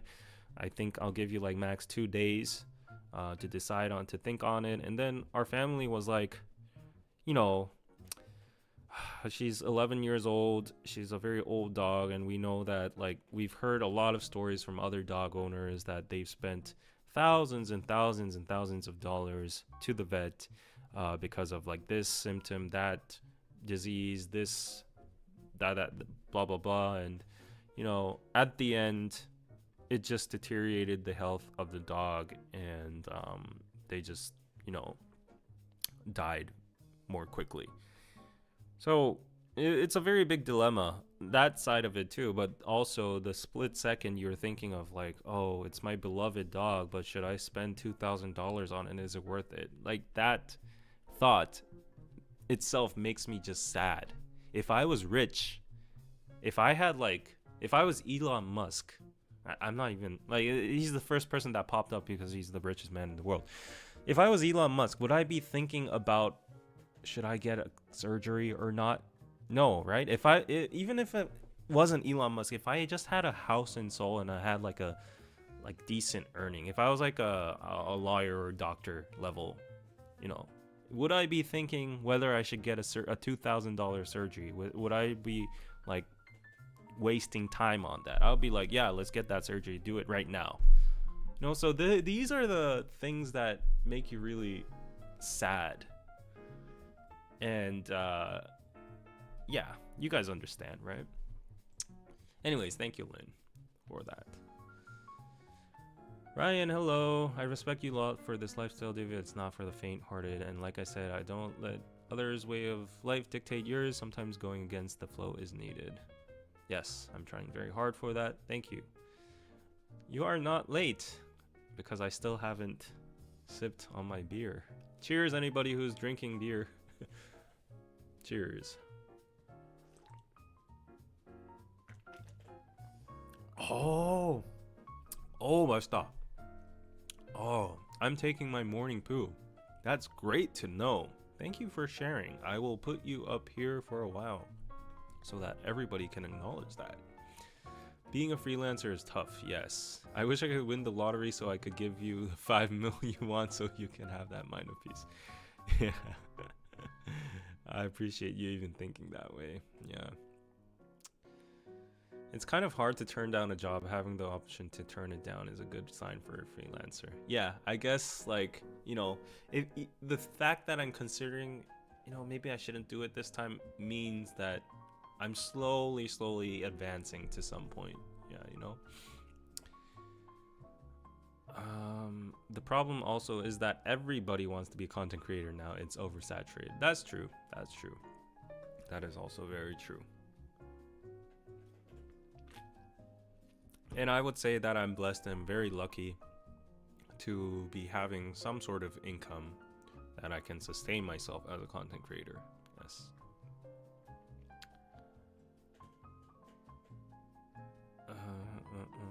Yes, BTS has brought more interest to your country. Huge interest. Coming to a tour in May and can't wait. Keep going, David. Love your videos. Thank you, V Wong. Life is so expensive now. Price gouging and inflation and greed makes it too difficult to live. People are just surviving. There's a difference. Exactly. Have you thought of being a partner to another company? They promote you and provide editing resources and you focus on your selling points. No, I have not. I do not know how that would work out. Yeah. Thank you, Han. You're doing well. Be proud of yourself. I always try to say that to myself. What was your master's degree, David? Could you get a job in that field maybe? I doubt it. Like, it's in communication, mostly in like cultural mediation. But, you know, for like what do you call those? We call it 문과, but I don't know what's in English. It's gonna be hard to find a job in that. Yeah, I think with my experience, my rep, and my degrees and all that combined, I think I could get like a media related job, I guess, like a producer job or in a broadcasting network or like a marketing company that does media campaigns or social media marketing, influencer marketing, agencies or entertainment. I got a lot of headhunted deals from Hybe, they're looking for everybody though. So other passive income ideas except for stock trading. A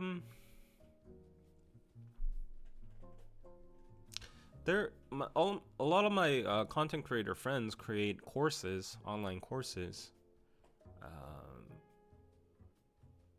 Yeah, but honestly though, a lot of gurus say that they are quite lucrative, but if you're not on that million level, I don't really see a lot of people listening to your courses that much. It would be probably a few 10 purchases in the start, and then nobody would actually. Maybe that's just my my own misunderstanding of it. Connecting with the tourism department for Korea. That's what I'm trying to do with Piroso to an extent. We are trying to do some B2G, business to government things in the future, because I think the government would be interested in the selection of products and our mission. Yes. Rachel, thank you for the 5. If I did win the lottery and gave you some of the money, would you actually accept it? I don't like these hypothetical questions. It reminds me of like these questions my ex-girlfriends used to do, like, if I died, you know, would you blah blah blah blah. And no matter what the answer is, the person gets angry. I know this question is not that one, but it just gave me PTSD to some extent. But it depends on, like, if you're willing to, like, why not? But if it's too much, I would decline. If it was like you were willing to send me like 1 million and above, then I would never accept it. But like you won like $10 million, and then you would say like, I'm gonna give you $1,000 or $5,000. I'll be like, oh, thank you so much, right? Like, why? But if it was like 1 million, I would kind of be, yeah, like that's like overwhelming.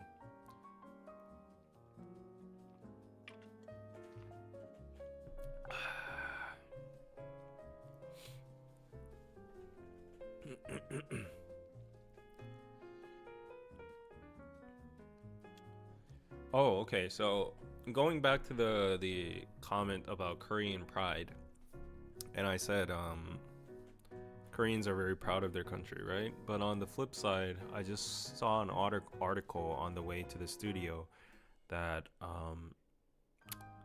Korea's 5 minutes of fame is, I feel like it's over. Being realistic, for real. I think Korea is in deep shit, and it's going downhill very fast. Maybe I'm being very too pessimistic, but there are a lot of talks about this, and there are a lot of indicators leading towards this conclusion right now. So the video I saw before I came was like from KBS News, and it said the IMF, the International Money Foundation or whatever, that keeps watch on like countries and nations, like financial statuses and stuff. They warned Korea that we are in a very critical tipping point. Like our debt and our money management and our assets that are allocated throughout society. Right now, Korea's, like, every household's assets are 80% of it is all put into real estate and housing. And when we talk about assets in financial terms, even debt is called asset, because it's a loan you got, and technically it's your money, but you have to pay it back, but you have it right now, right? So if I have like an apartment that's worth, let's say, $1 million, and 600K is my money, and 400K is from the bank. I got a massive loan. There's like an interest rate of, let's say, 4 or 5%. That loan is also your asset. So like what I'm trying to say is like 80% of all assets of Korean people are all just tied up into the housing market and the real estate, and nobody's willing to dump it, nobody's willing to sell it. They're all colluding to not sell it under a certain price because they don't want the housing bubble to pop, because they've gotten massive loans out of it. So it's a chicken game, and it's just like throwing a bomb to another dumb person until the bubble pops, right? So that's how bubbles work. And right now, as a lot of other countries, the inflation and all that is causing these massive surge in housing prices, and that's going to be my next topic for the video. But because of that, if the housing market bubble pops, then there's going to be catastrophical results in our society. It's definitely just going to cripple our society as a whole, and that's happened with Japan in the past. And that, I'm not even just talking about the housing market. So that's the most like direct hit that commoners or normal people, Koreans are going to be hit by. So yeah, if the bubble pops, these people will have to pay back the interest rates for a 400k loan when your house price is now 500k. Something like that happens. So they're going to be in the deficit of like minus 100k, and they're still paying interest rates for a 400k, right? So things like that will be happening. There are sentiments among small business owners and restaurant owners and street vendors or whatever. These people are all saying, ever since COVID, the economy hasn't come back. Customers are not coming back. Everybody's just now very reluctant to dine out. They're not shopping. Consumer behavior has just become frozen. So money isn't circulating. Money is all flowing to either the housing market or savings and other places on the finance sector, like a huge pillar of finance in a country is the actual finance sector. So there could be housing, there could be, housing is like real estate, and then there could be actual real economy, like consumerism and all that, spending. But there's also finance as in stocks, bonds, crypto, or whatever, all that kind of stuff, Wall Street in short. And what's happening in Korea right now is because of the incompetence of the government, a lot of domestic investors have abandoned the Korean stock market, KOSPI. And this is a real, very, very serious issue that's happening. So all these stock investors, the retail investors, have exited Korean markets, and they are all just investing on US markets and companies. So they're pulling out all their money from the Korean markets and putting it all on Nvidia, Tesla, Alphabet, Meta, S&P 500, ETFs, Bitcoin, all of that. So there's been a record high of exodus from the domestic finance market. And all of these things combined, it has put a flag on the IMF. And not only that, but because of the high taxes, the multimillionaires and business owners of Korea are now all fleeing the motherland, and they are going to tax havens like, I don't know, Singapore, Dubai, Dublin, Ireland, and all that. So Australia. And because of that, there are no jobs left. There's no economy left. There's no consumer behavior left. There's no finance left. All the money is frozen in the housing market, which is in a bubble. And there's imminent war around us. There's low population. Nobody's having babies. Men and women hate each other to some extent. And also, another pillar of society is the well-being and health of the citizens, right? And because of the doctor, it's called the medical crisis. I got scolded from my friend last time because I said doctor strike, because the right term is not doctor strike. Doctors have never gone on strike. It's just the government that has halted everything. And because of the incompetence of the government, the medical system has all been torn down right now. Critical patients cannot get care, and our healthcare system was really, really good and very affordable, and that was all from the exploitation of the residents and interns of the major hospitals. But that's now all gone because the doctors have quit. So doctors are fleeing to the US and Vietnam and everywhere. So every single pillar of society is now ruined. And now we're riding a high on maybe some sectors like entertainment, like K-pop, but these are all trends. Everybody knows these are trends, right? How long are they going to continue? And even the entertainment sector has been really, really demolished by the influx of money from Netflix and these global OTT systems. The drama production system has all become destroyed. So, like, everything is falling apart, and some people might say I'm too pessimistic, but this is how normal Korean people have been feeling nowadays. And the biggest indicator for that is the fall of Samsung Electronics too. Like, its stocks are all-time low. People are just pulling money out from the Samsung stocks, and Samsung stocks are equal to the Korean economy and the Korean stock market.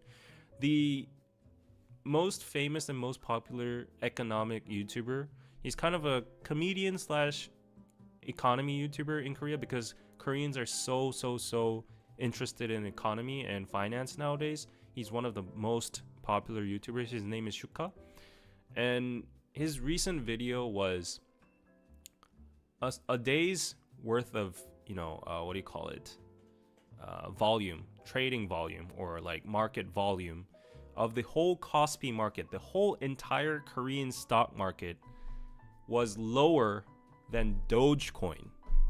And Dogecoin is a meme coin with a dog's face plastered on it that has no functionality, and Elon Musk has just pumped it for fun. The fact that a whole country's stock market has lower trading volume than a meme coin is a very, very big alert and flag. So yeah, everything's really going downhill very, very quick. And today when I saw that video from KBS saying that the IMF has officially warned that Korea might be in a very, very critical state in economy, it was very scary. And everyone in the comments that went through the 1995, I'm not sure, but we had an IMF crisis back then. And in retrospect, according to the comments, the government kept on saying our economy is strong, we're doing great, until the IMF crisis happened overnight. In a single day, all these businesses shut down. Every single financial institution went bankrupt. The housing market popped, and that's what happened after the IMF crisis. Similar to the subprime mortgage crisis. And people are very, very afraid, because if you see in the comments, everybody's just saying their own version of how they are having so difficult lives right now. So yeah, Korea is a country, we've grown so fast and so far until now, but if you compile all these things up, these red flags, it's really heading towards a grim future, and I don't know how we'll get through it. My friends, the sentiment is let's all just work hard and move to America. That's literally what we're saying. People that don't have those options are we're fucked. What am I gonna do? The best chance is just to put all my money into housing and then hope that the housing market goes up and I can sell it to another person before it pops. This is what we're all thinking. So it's not creating any value. It's not doing anything. The semiconductor industry is a little bit good, but that's just literally the only industry that's holding our nation right now. and it's in a very, very dangerous situation, and it's not looking good. It's looking very ugly. So the doomsday might be coming very soon. I don't know. I don't want to be very negative, but just gave you a brief on the sentiment of normal people living in Korea right now. Not everything is just very glittery and glowy nowadays. So yeah. Hope you're happy hearing that. Hope that was interesting.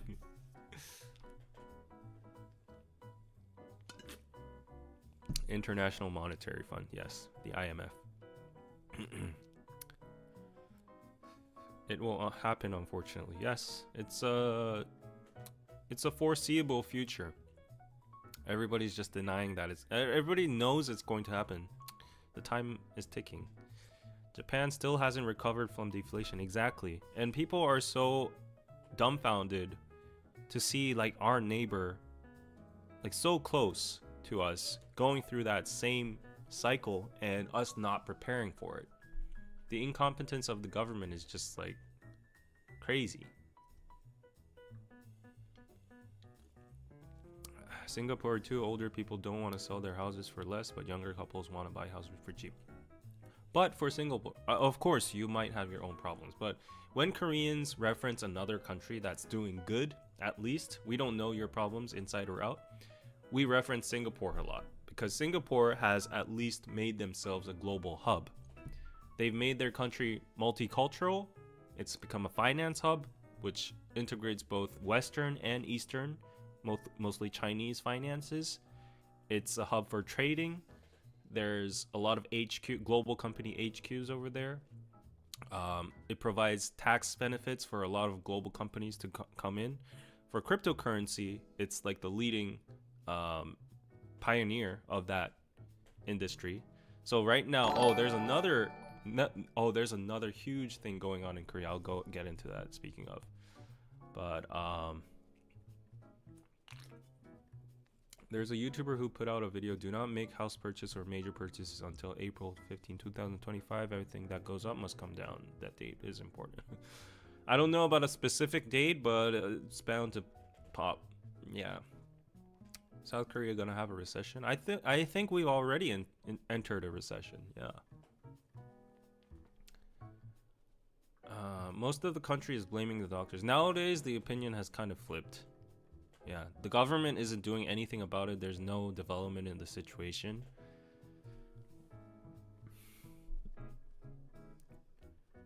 A lot of Americans are very worried also. Of course, every country is worried, but at least in a smaller country like our point of view, all of our money is flowing to your stock market. Like S&P 500 is at its all-time high every single day.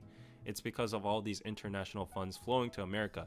And that's why Warren Buffett, the most wise and most profitable investor in all time of history, has said, if there's one thing he's sure about, never bet against the S&P 500, which is because the S&P 500 is equals America. So basically never bet against America. America is a superpower no matter what. Even if they're sitting on trillions of dollars of debt, they will have a way to bail themselves out. Military wise or any new invention wise, they will drag in all the oil or gold or Bitcoin or whatever. That's what Trump's trying to do apparently with the new Bitcoin reserve or whatever and the new cryptocurrency era. But if you're a superpower, of course there are falls and downs of empires. Like, you know, who would have known that the Roman Empire, the Genghis Khan Empire, all the empires like fell, but in our lifespan, I don't think America's gonna topple down, and they will always find a way. And the global international market is just too centered towards America. So yeah, like from outsiders, of course insiders in the domestic fields would have so much sufferings from inflation and living costs and housing prices being absurd. But from the outside perspective, like some random person from a country that you've never even heard of, like being born in America would be a dream for them, right? That's why it has the most demand for immigrants all over the world and all that. So yeah. That's why a lot of Koreans, despite like the hardships of Korean Americans, in like we hear all of that, but still we're like, yeah, there might be some opportunity. That's why a lot of people still try to go to America and get the green card. That's why I'm so obsessed with the green card too, unintentionally.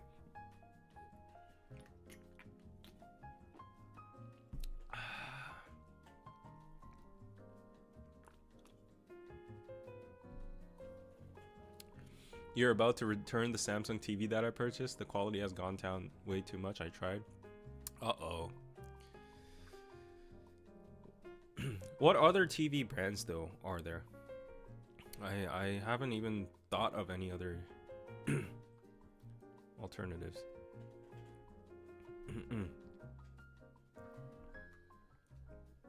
IMF crisis was 1997. Okay. Yeah, I thought it was around that time. That was when I was 5. My parents, they were both scholars, so we didn't get a big hit. My grandpa was in the military, so we didn't get a big hit. But the business owners really, you know, were strangled out on the streets.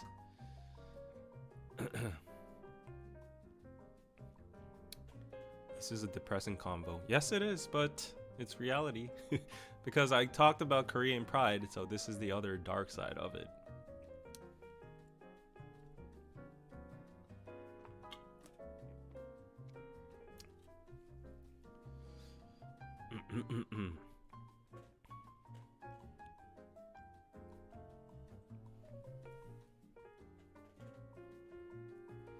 Don't worry, be happy, David. Korea is a soft power and things will change when USA starts a trading war.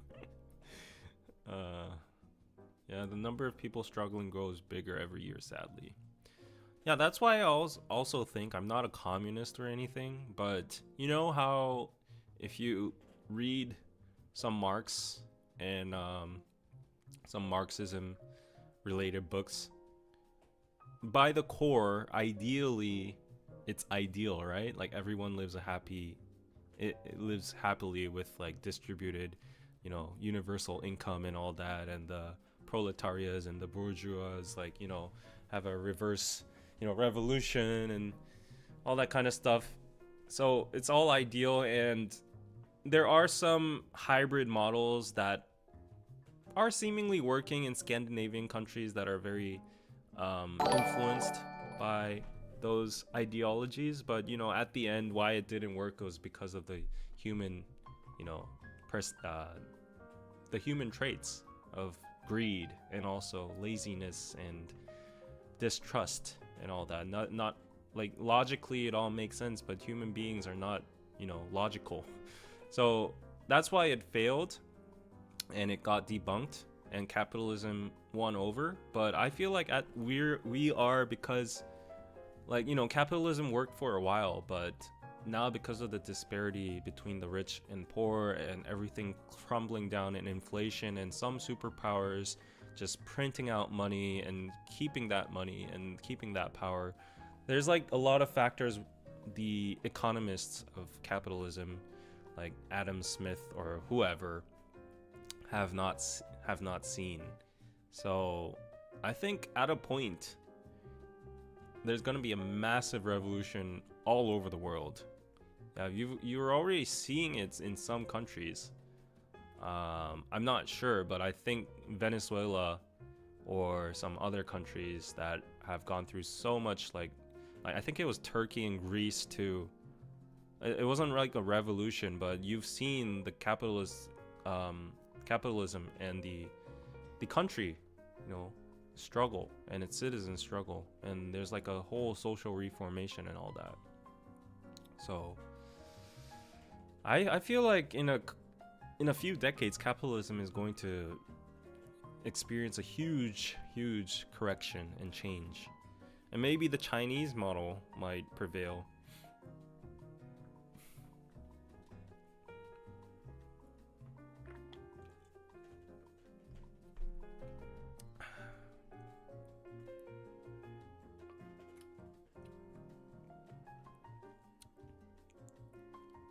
David, Sunday Live is my therapy. I'm sorry, this therapy is very depressing.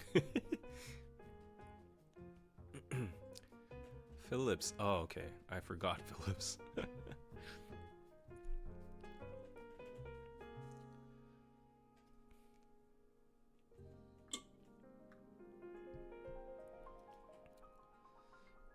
I'm glad your Samsung TV works great till now. I have an LG TV which I love. I've said before I would help you get a green card. Thank you, Rachel. thank you, pizza.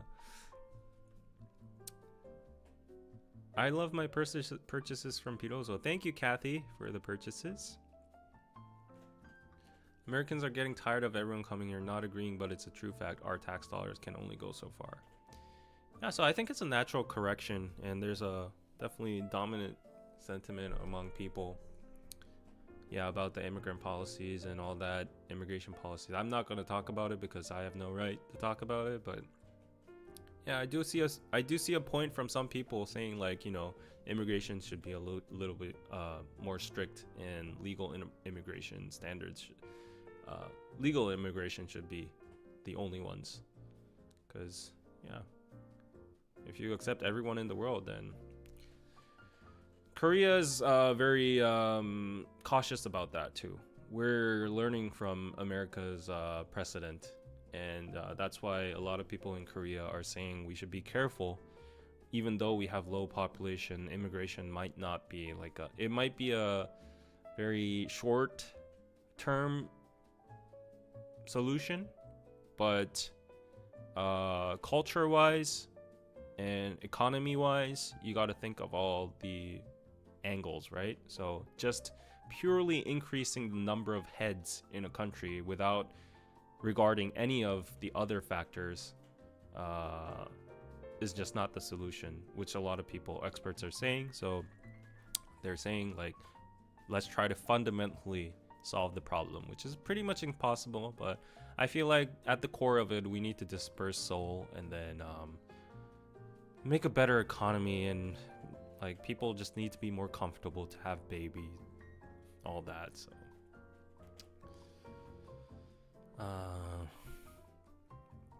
is it legal to discuss communist ideas? Of course, yeah. In the 60s and 70s, you used to get caught by the Secret Service police, and you got detained in Namsan. This is true, like, I'm not even joking. Namsan Tower, where the Seoul Towers, that was where the Angibu used to be. Angibu is like the National Secret Service or something. Anjon. What does it stand for? But it was like a direct presidential organization that worked under the president's orders, and there were agents that really just, you know, acted on orders to eradicate any sense of communism, or we call it red behavior. So if you read certain books, if you discussed certain ideas, if college students had circles about, like, I don't know, social welfare or worker rights or whatever, anything related to communism, back then you would get caught and abducted to Namsan, and you would be detained in a chamber, and you would get 고문. What's that in English? You would get, why can't I think of the English word suddenly, all of a sudden? Tortured. Yes, tortured. So some people actually died of torture, and there's a famous episode of an official that was interviewed because they couldn't cover up anymore. He came out on the interview and said, I tapped on the table, and then he suddenly got a shock, and he fainted, and he died. And so that's a very, very famous episode of when people started finding out, like, they all knew they were doing torture, but people really, like, had an uprising against the regime and all that, and so many people died in those torture chambers. This was only in the 1960s, and like it was in the 70s and 80s too, I would assume. Yeah.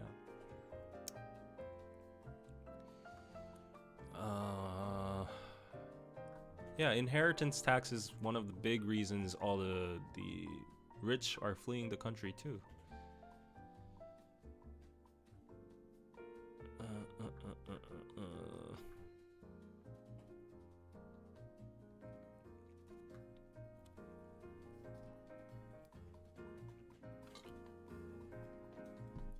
Korean immigration should be more lenient. I think it should be more lenient, but it should be more thorough, though. If that makes any sense. Y'all gotta stop making me uncomfortable. Nobody made me uncomfortable. What? Would you ever do a video on financial habits? No, I am not qualified to. I can share my thoughts, but I wanna say, like, because this is not a financial channel, I would never say this, but I did see a few comments from last time saying, like, why are you instigating people to get into cryptocurrency, which is a highly volatile and speculative asset and that has no value, blah blah blah blah blah. You shouldn't do that and like trigger the young minds and all. This is not a financial channel. I have never said buy Bitcoin, buy all, like, go all in, like pour all your savings into Bitcoin. It's the future. It's gonna go up to 100K. I've never said that. But just for the record, do your own research, do your due diligence.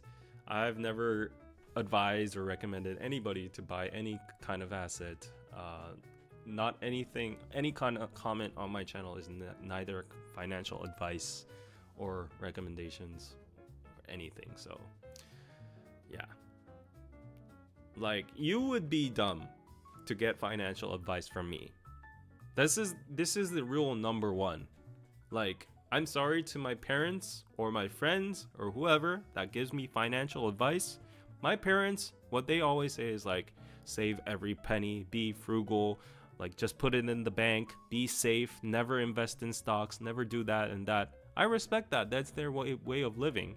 But also at the same time, the outcome is that they're not rich. They are not rich, simply put.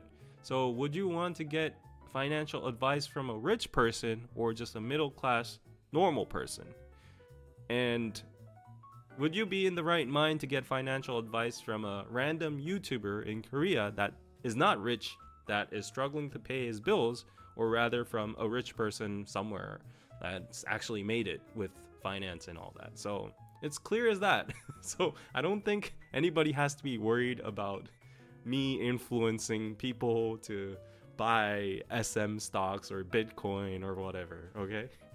Like, I'm just sharing my own journey as an earthly, very gullible being and naive being in my journey of figuring out how to get financial freedom myself too, right?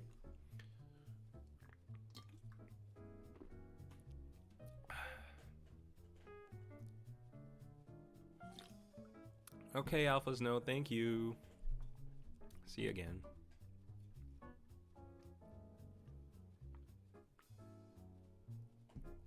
Thankfully, SM stocks are now rebounding and I might pull out my money soon. It's at minus 9%. But nowadays I'm so happy because of Bitcoin. Right now, my Bitcoin is at... Oh, it's fallen down a bit. Okay, I'm not that happy. But it's a little correction. I'm okay. Yeah, that's fine. A little dent in the way. Oh, today a very funny story. So everybody's talking about Bitcoin right now, even my friends like that don't even do Bitcoin. So we have our own version of Bitcoin trading apps. Of course, in America and all over the world, it's either like Coinbase or Kraken or whatever. But we have our own versions. It's called Upbit, and all of the Koreans use Upbit. But there's an OG app called BitThumb. And I forgot about it because I'm an OG Bitcoiner and I used to trade back in 2017. And back then we didn't even have the company called Upbit. So everyone used BitThumb. That was the first company that ever approves trading for Bitcoin.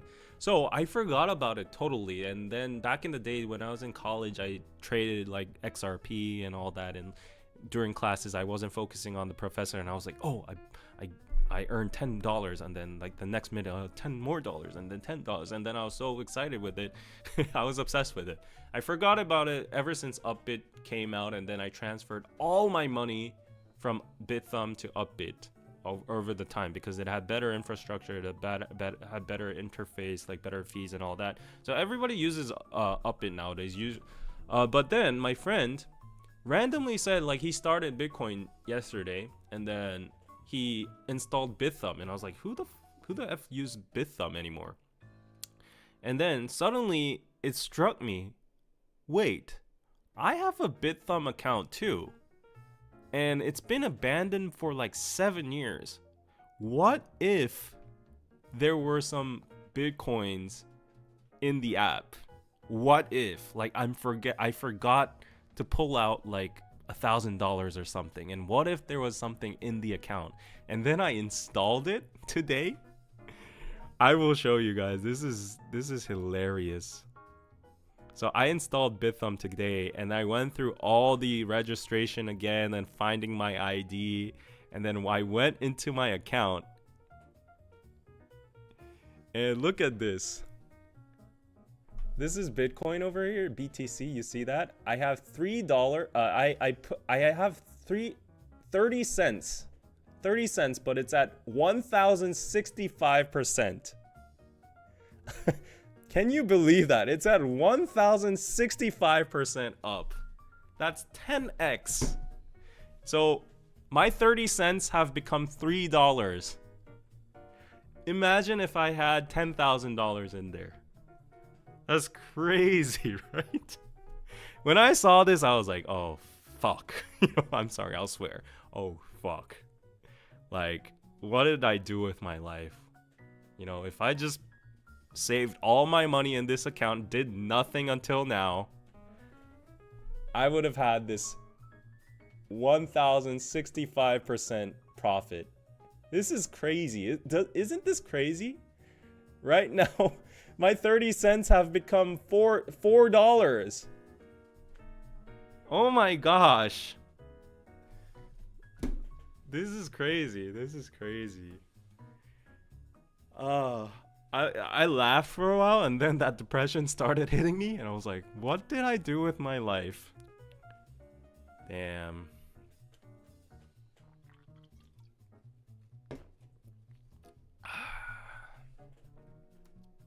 Yeah. If I was that pizza guy that ordered pizza with like 100 Bitcoin back then, honestly, I don't know how I would be alive. Yeah, that's crazy. That is crazy.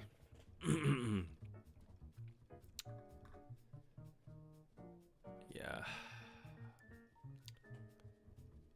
But anyways, I'm having some fun nowadays with the market, so hopefully I get some good earnings and pull out. Yeah, I've learned enough now. Let me profit. Yeah, let me see. Anyways,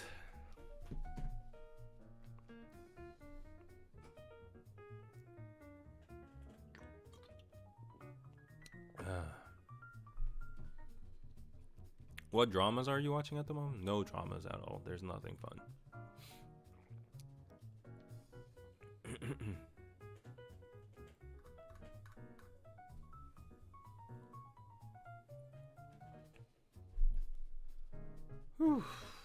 Okay, I'm kind of getting drunk with that beer. And look how my dog is just like so chill back there.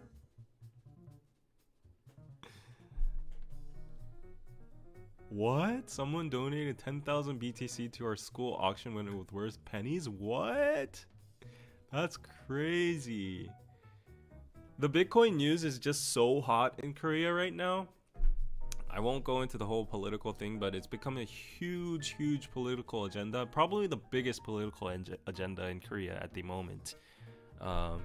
It's related to Bitcoin, but you guys don't seem to like Bitcoin topics, so I'll skip. But on another note, an interesting news that came to Korea is amidst of this whole political conflict, there's a country called Bhutan. I don't know if you've heard of it. It's near, I think, if I'm not wrong, it's near Nepal, I think, in the Himalayas. Correct me if I'm wrong. There's a country called Bhutan. And apparently, I don't know the exact details, but since COVID, it had a very big hit on its economy, like tourism and all that. So the government was forced to find a extra way to like maintain the economy and their country. And apparently Bhutan has a lot of geographical advantages in terms of hydrologic power, like utilizing like waterfalls and natural energy. So they self-sustain their electricity and all that using those natural like clean energy generators. And because they didn't have like usage for that electricity, they had like a surplus.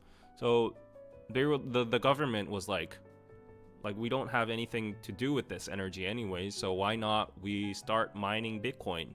And this was 7 years ago, and they've been mining ever since.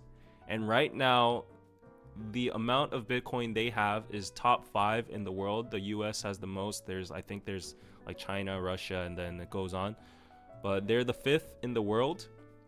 And apparently it's up to 30% of the country's whole GDP. Isn't that crazy?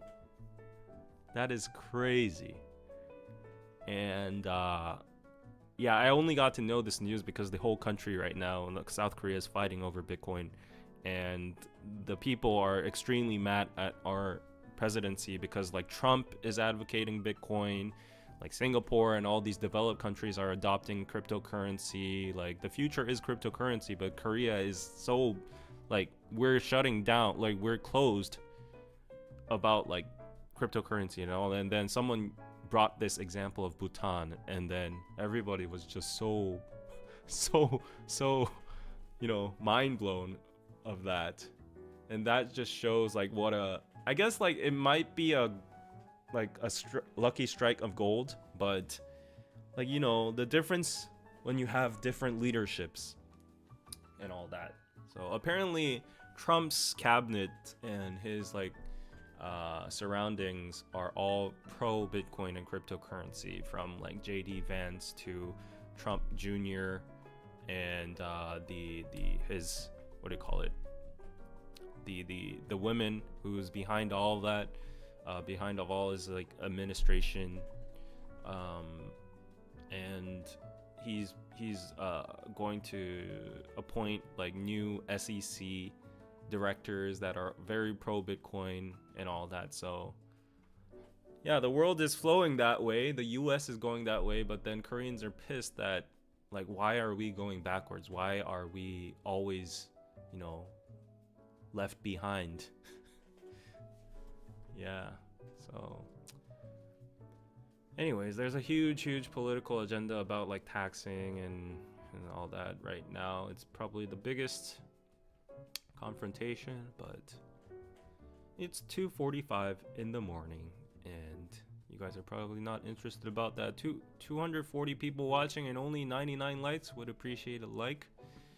And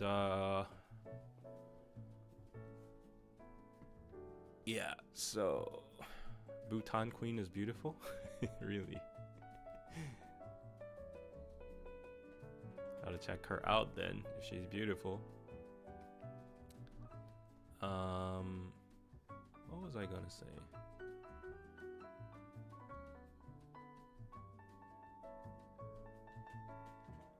Oh, right, of course. How could I miss that? So this is the most important part of the stream. I need all your attention. I need all your attention, guys. Thank you for the 100th like. So, what I'm about to say is very important. So, full attention, guys.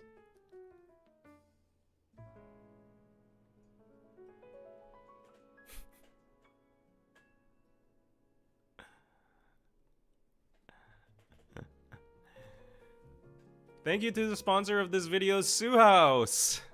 So on Soo House, you can get free events, free tours, parties, classes, and more. You can study Korean with Soo House as well. You can buy the Korean books on Piroso as well. You can download the app on Google Play Store and App Store. And even if you're not located in Korea, you can meet up with Korean locals or people that live in Korea via the app. You can chat with them, you can learn Korean, you can talk about Korean culture, Korean entertainment, and Korean content. And what's more exciting is if you're actually located in Korea, you can actually attend to these group classes with foreigner Korean pairing, and it's from beginner to intermediate. Look at how fun it looks over here. It's a very wholesome and nice environment. Oh, I see some pretty people too. Every Saturday to 4 p.m. to 6 p.m. Too bad I'm not learning Korean. Maybe I can go as a Korean teacher. And yeah, I see some attractive people. In Shincheon, in the Meepo Community Cafe, it's going on every Saturday, 6 p.m. to 4 p.m. to 6 p.m. Shincheon is the widely populated area right in front of Yonsei University.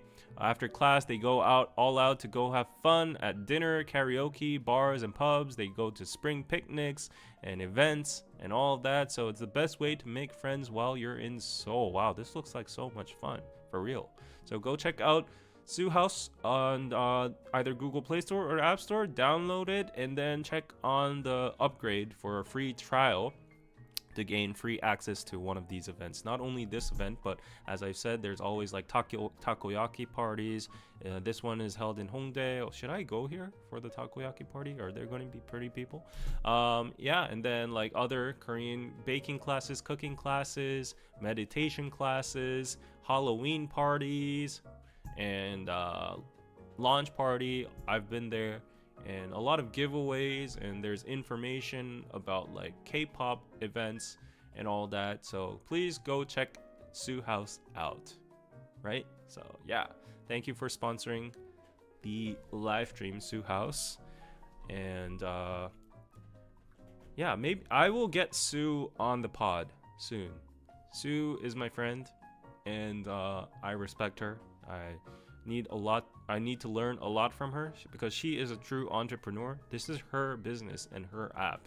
And even though she's a friend and we go way back, actually, to tell you the story, she approached us back in the DKDK days to collaborate with us. She has a publishing company as well. So she prints out books, as obviously on Piroso you can buy the Korean books, right? The textbooks. So she published her own books about Korean, learning Korean. So she wanted to collaborate with us for a K-pop, learning Korean with K-pop version of books. But then something went wrong down the line. It wasn't my fault. But yeah, something didn't work out. And then unfortunately that project, it was like 60% completed, but then we had to pull the plug at the end. Yeah. And after many years, she started this app and she's expanding to this day. She has a lot of employees, which I very envy and I need to learn. And she reached out to me seeing my live streams and said, like, I have the perfect audience that is targeted towards her service, which I agree. So she very, very thankfully, gratefully agreed to sponsor my live streams per episode and podcast as well. So please show some love to Soo House, even if you don't like attend or participate in any of the activities or anything. It would be highly appreciated if you can follow the Instagram account. There's nothing to lose. You'll get a lot of information and news. And also if you go to Google Play Store and App Store and leave 5-star reviews and all such, that would be great. Mention KPC if you can to show my influence. But yeah, anyways,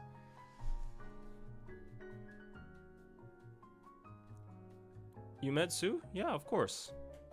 Oh, Ryan. Yeah, Ryan was at the launch party. I told you. Yeah, he met Soo.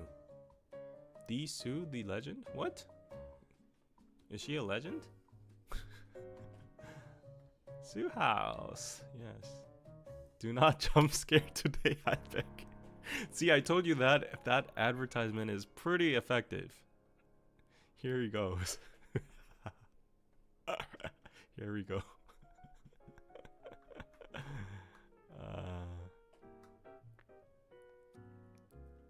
BBQ Sensei. Hello.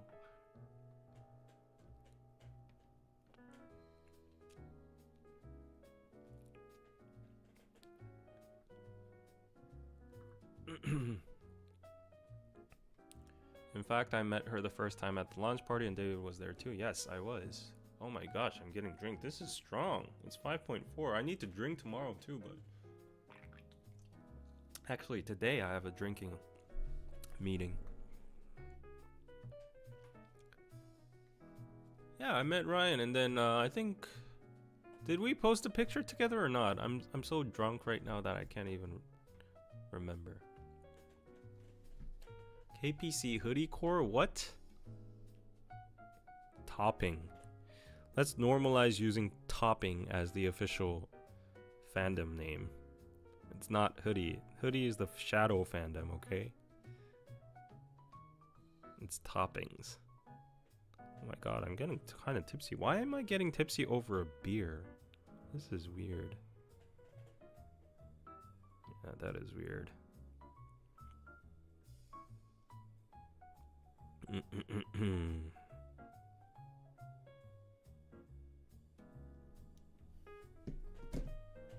Eat something, David. I already had pizza before this.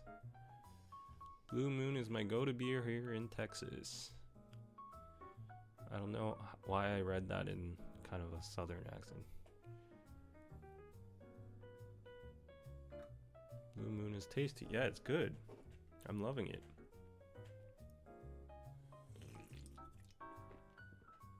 Oh, that's good. The dark side is too strong. Hey, really? Around 2 a.m. in the morning, when do you sleep? Aloha from the island of Tahiti, French Polynesia. Wow. I wonder how it is there. I really wanted to go to Vietnam this December. Speaking of like tropical and islands, Vietnam isn't an island, but anyways. I didn't know they had it in Korea. Oh, we have a lot of beers. We have basically all the beers. We're an alcoholic country, so we need all the best beers from the world imported. I just wish they import Cheetos. That's my only wish. Don't import all the useless shit. Like, why don't we have Cheetos? I want to put out a national petition for that, actually. Why? We have everything else from America. Specifically, why do we not have Cheetos? I'm not drunk. Maybe I am a little, but... 이서현님, hi David, were you at VidCon in LA this summer? I think I might have seen you, but was too shy to say hi. Yes, I was. Why didn't you say hi? I said hi to a lot of people at VidCon. Yeah, next time if you do, please say hi. Great to see a fellow Korean in the chat. Assumably. I feel hot Cheetos would really shake things up in Korea. If I got that exclusive license to import Cheetos into Korea, I would get rich really quick. I don't know why. Let me actually, because I'm a little bit tipsy right now, let me actually Google 왜 한국에 치토스 수입 안 하나요? Why don't you import Cheetos to Korea? Oh, there's actually dedicated posts about this. See? This is an online community. I might look a little bit drunk, but please mind that. See? The name of this post is, why isn't this American snack in Korea? Hot Cheetos, seriously, why don't you sell them? I just tried it for the first time and seriously so delicious. Salty, cheesy, and spicy. This is so provocative. Once you start eating, you can't stop. Why, I admit it, I'm from the US. It's rare here too. I'm so sad. Yeah, like, why don't you? Like, I don't understand. It's a mystery. They even have a dedicated Wikipedia page for this. This is our Korean version of Cheetos, which sucks. It tastes like ass. Do not ever eat the Cheetos here. It's like garbage. Throw it in the trash. It's okay to food waste on this.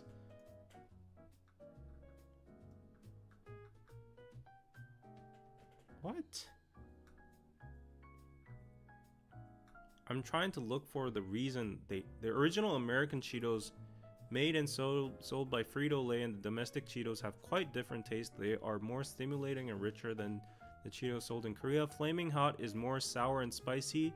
Cheese Crunch is saltier. It's just not salty. It's salty enough to be used as a seasoning for food. In addition, okay, blah blah blah. I know all that, but why? What's the reasoning that we don't have these? Like, I'm looking for that.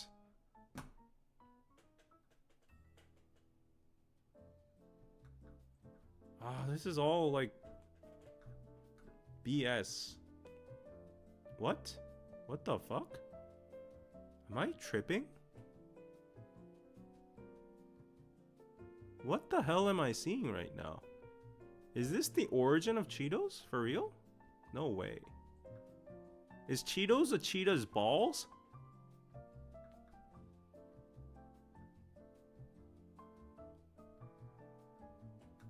It's a drug. Korea's against drugs. Remember that? Oh, maybe that's the reason.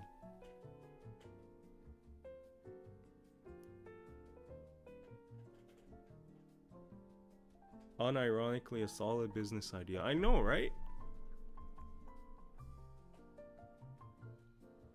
Solve that Cheetos mystery. I still haven't solved it. One lady in like April had a suitcase full of Cheetos because she was going to Korea and all her friends were begging her for it. Exactly! The best ideas come when you're hammered.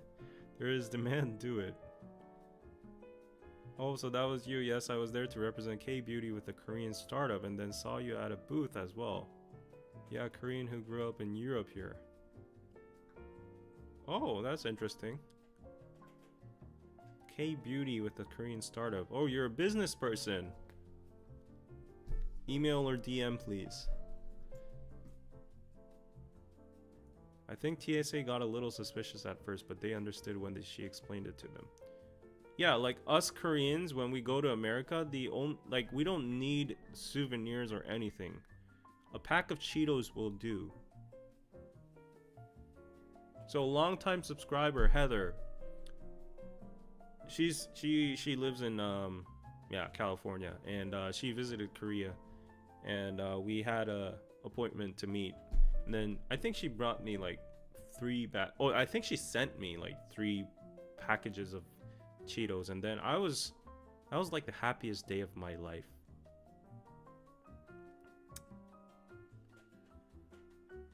Because that Cheetos has artificial flavor and sugar and all artificial. I don't care. I would die eating that.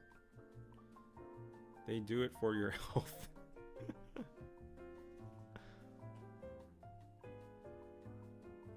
Copy the recipe.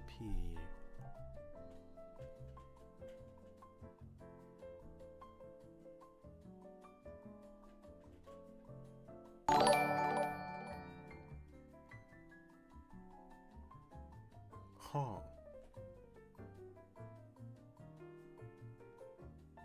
And it would be justified because you can't import Cheetos here. So I'm copying it, but I'm doing it for the greater good.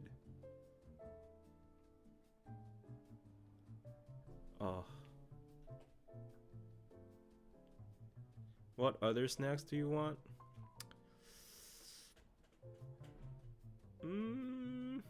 For a while I wanted Lay's, but then we do have them. The problem is it's like $5 per pack.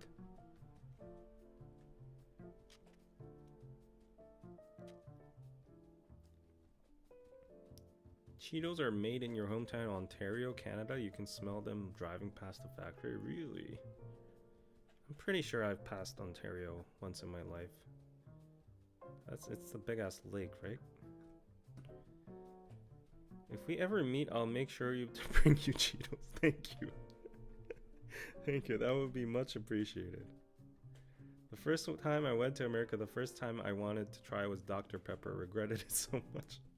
Hey, don't shade Dr. Pepper, because this time I went to Texas, I learned that Dr. Pepper was made in Texas, and it was like a very big pride over there. I missed a lot apparently. What is going on? Cheetos, drunk David, Cheetah nuts, like what? Yeah, I would like to lick some cheetah balls. Cheetos the king of every live stream. Lol, David, if you're like this for 5%, I would love to see you with 15 or 20 alcohol. I'll do a drunk live stream sometime, but you better send a lot of super chats and PayPals for that, because that's a show. It's a paid show. You go to comedy shows and pay, right? For admission. Make your own Cheetos, David. You'll be rich right away. I will make my own Cheetos and name it K Cheetos, and it would be Cheetos. Okay, that sucks.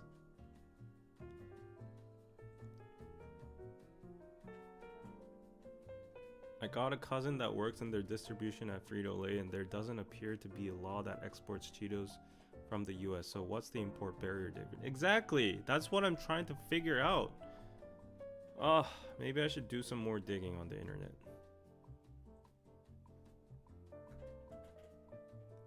Okay, there are more posts here. Let me actually dig. Apparently people are curious about this. Why on earth? I don't even need the hot Cheetos. I just want the basic Cheetos. Who said I need hot Cheetos? Okay, hot Cheetos would be a good plus, but it's not sold officially, so it's only sold at World Confectionery Stores, direct purchase stores, and smart stores. But because inventory management is lacking, the condition is the worst and sometimes unstable. It would be good if they were sold officially. People who have tried this would probably like it because it's a Korean taste. So nobody has solved the question.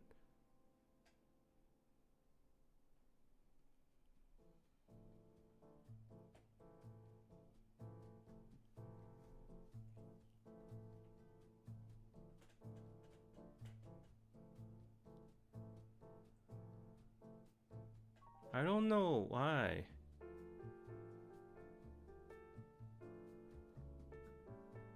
What? What the fuck? I got caught at the airport because of American Cheetos I bought to give my Korean friends.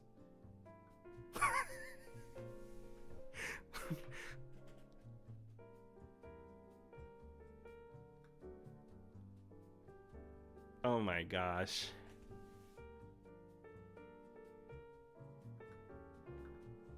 Bro.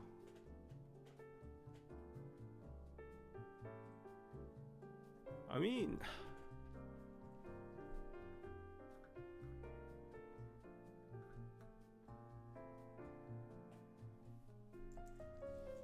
Cheetos. 이거.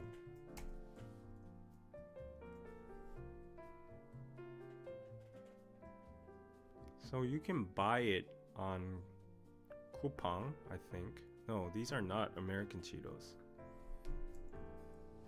미국 치토스. Why can't you even buy it? Okay. Look at this shit. I'm sorry for all the cursing, but I'm just a little drunk. Please understand, okay? There's a flaming hot Cheetos. And one bag is $20? Are you kidding me? I'm not drunk, right?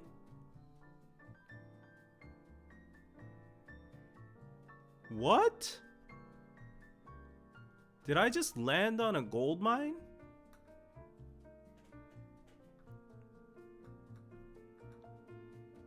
This can't be.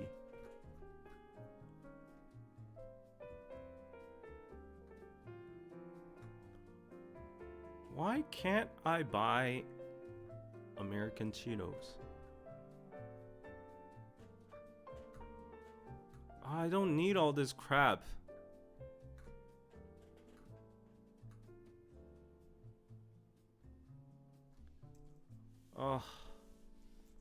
미국 네이버 미국 치토스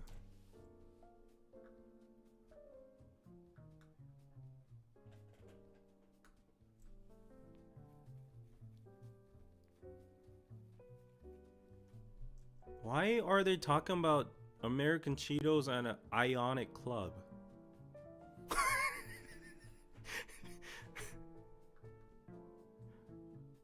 I love sweets so much, I'll buy it directly and eat it. Cheetos, have a good day. And he makes a very triggering kind of emoji. What is happening in this world? Oh, okay, flaming hot. So this is a little reasonable. So we have how many? This is reasonable. Okay, 40 bags. Yeah, this isn't that bad. Okay, so this is like direct importing from the States. And it's $20. Okay, plus the shipping fee, it's $30. That's not too bad, isn't it? So when is it gonna come? Shall I order something now? Let me know when it's gonna come. What? It takes a week to get them? I'm not ordering some Cheetos for $30 just to get them after 7 days. I want to eat them now. That is what the consumer wants. Koreans don't like waiting for 7 days to get a pack of Cheetos, and it says up to 12 days too. We are accustomed with Coupang. Coupang delivers everything within a day, half a day. Who wants to eat freaking Cheetos for $30 in 12 days? That's stupid. Okay, I'm so pissed right now.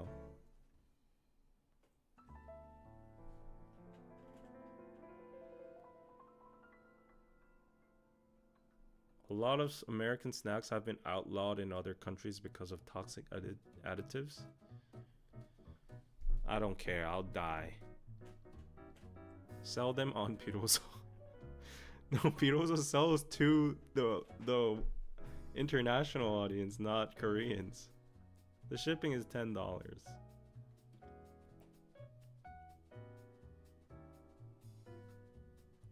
David, you got the with the government, whatever issue the government got, lobby the rules to give you an exception, then give the political who helps you a cut. It's the American way. Lobbying is illegal in Korea, just to be factual. To be more serious, I think the colorant used is not appropriate. But that's the best part, when you lick it off your fingers with all those germs. It gives you natural immunity. Getting meth is easier than Cheetos in Korea. That's wild. That's pretty much true. Yeah, if you just go on Telegram and you order a bag of meth, you'll probably get it delivered to your place within like a couple hours. It's probably cheaper too. David, you and I should make this a business. Thank you, Rachel. Oh man. I don't know why, but like maybe it's because of the time. I'm kind of drunk right now. I'm sorry. Like, I don't know why. Like I usually don't get drunk over a can of beer.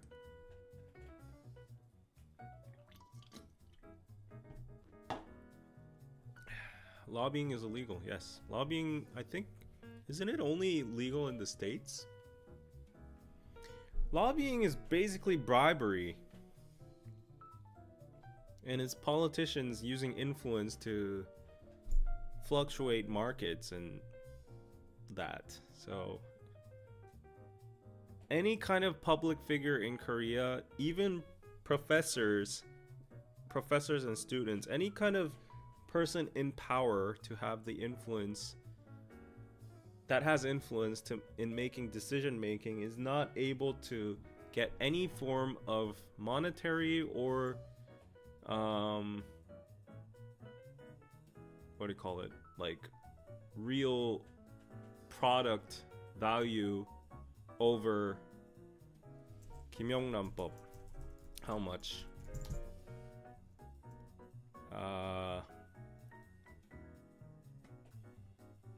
over $40.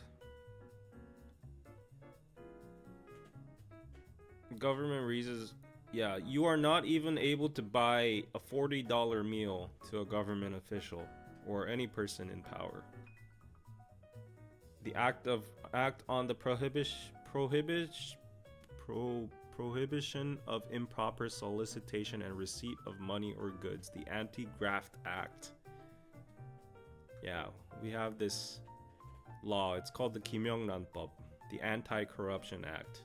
Has allowed public officials, journalists, private school teachers, etc. to only accept food items worth 30,000 won, $30 or less, or gifts worth 50,000 won or less. Because of inflation, they've increased it to $50 now. For socializing ceremonial purposes. If anybody gets higher than a $50 meal, other than a meal, then they are strictly reported and audited and fined and jailed and whatever. Oh, I wasn't showing you the screen. I'm sorry. I'm so drunk right now. Yeah. This was the article I was reading. Yeah. There you go. Yep. They raised the meal expense limit. Yeah. Okay, should I delete this live stream because I'm making a fool of myself right now?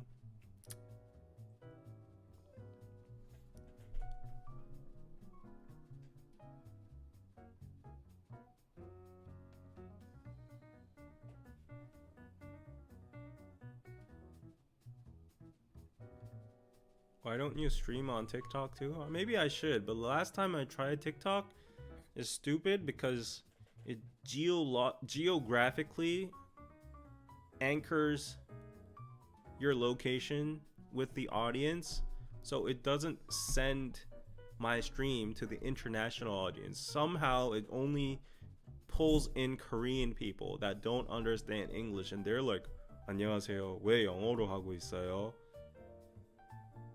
So I don't understand. David's yelling woke me up. What is this about Cheetos? I'm sorry I woke you up. I'm just so mad that I can't get my hands on Cheetos in Korea, other than the option of waiting 7+ days and spending $30. So yeah.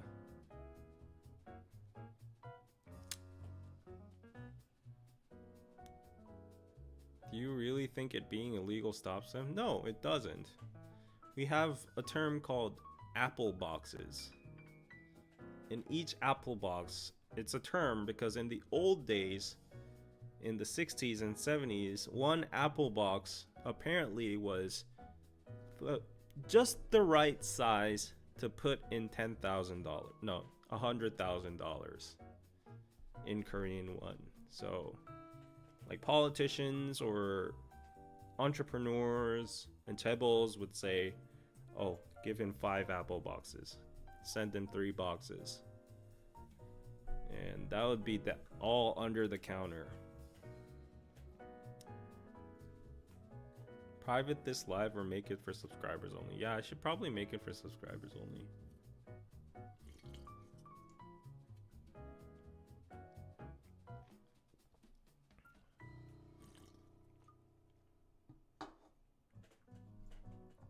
TikTok is banned in your country? You live in a very nice country. That's how it should be. TikTok has nothing beneficial to society. On top of its potential breach of personal information getting leaked.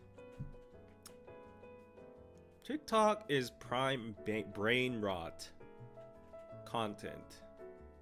It triggers ADHD and it downgrades creativity, and it's a social harm.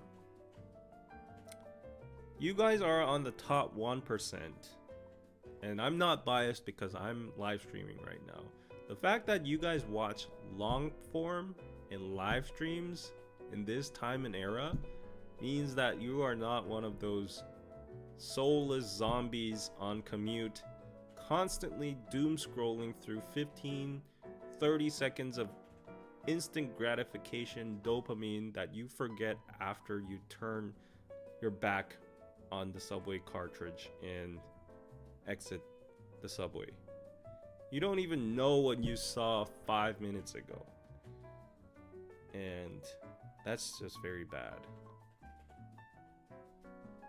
And the information, a lot of people say TikTok provides informational sources and educational purposes. I highly doubt that the credibility of the information you get on TikTok would be better than the information quality you could get on an encyclopedia, a dictionary, or like an online article or a report or analytic or whatever. Yeah. So TikTok needs to disappear. And that stupid dancing and like all the this content just in the sake of virality, for the virality. It's just ruining the younger generation. Call me a boomer if you want to. And I'm drunk, but yeah. Anyways. Okay. He's a little tipsy, as I am. Yeah. I'm sleepy too. I have lunch at 1 p.m. with Lana's manager. I think she's from Singapore, but I need to meet her tomorrow at 1 p.m. It's just a friendly lunch. Nothing hurts to network with people in the industry. And then at 6 p.m., I'm gonna meet a very, very rich Nuna introduced by my two good hyungs. And we're gonna talk about business, and I'm gonna get some business mentoring over drinks. So yeah.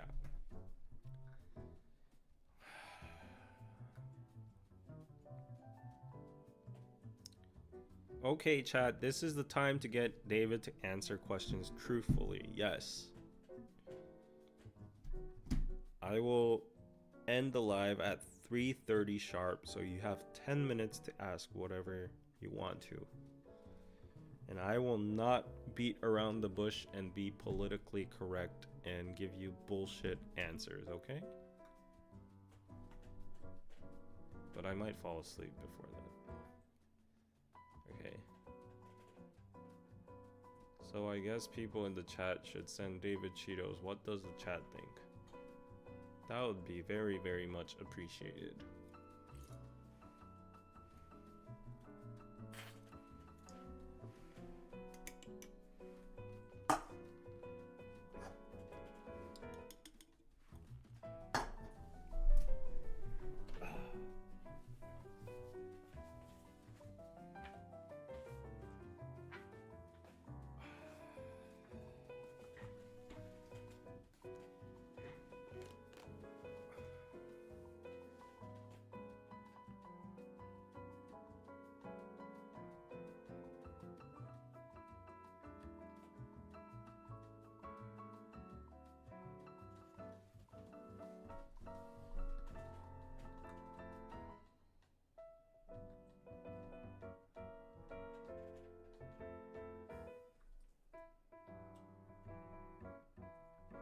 Did you see Karina and Mama?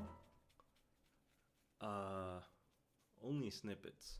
I need to sit down and focus. Georgiana, I didn't get to comment today, but I listened to you, David, and you are funny when you drink. I'm in for that drunk live. Yeah, let me actually set up a drunk live soon. But there's going to be admission fees.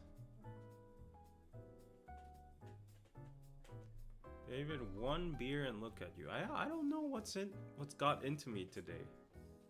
I don't know what it is.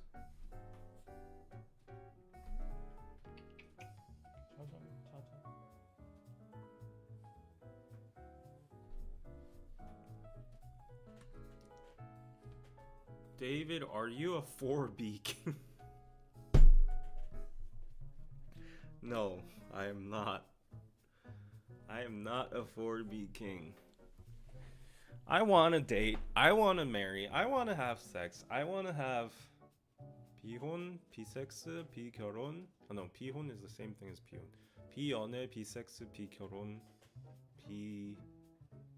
What's the last thing?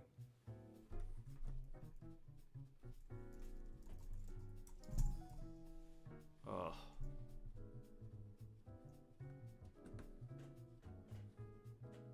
What? What the graphite grade? This is a grade of graphite used primarily for art. The ratio of graphite to clay is approximately 83.17. It's often encountered in art classes at school. It breaks easily. What the hell am I reading? And smudges easily, but the eraser performance is a bit lacking, or the pencil lead itself is darker than the usual 4B, so it is not easily erased. When beginners ask to buy pencils for art, they usually use 4B pencils. So these are synonymous with art pencils. Okay. Oh, there's a Cheetos ad over here.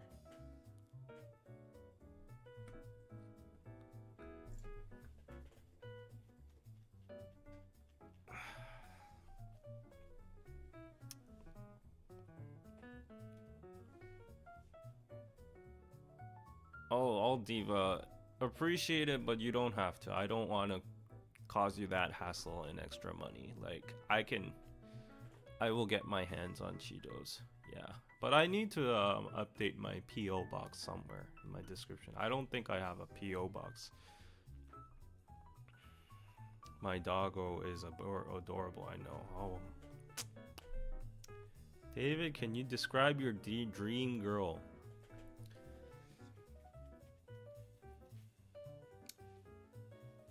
I told you I won't give bullshit answers, okay? So, Karina, I mean, yeah, that's my dream girl, but rich, pretty, tall, love sports, arts, movies,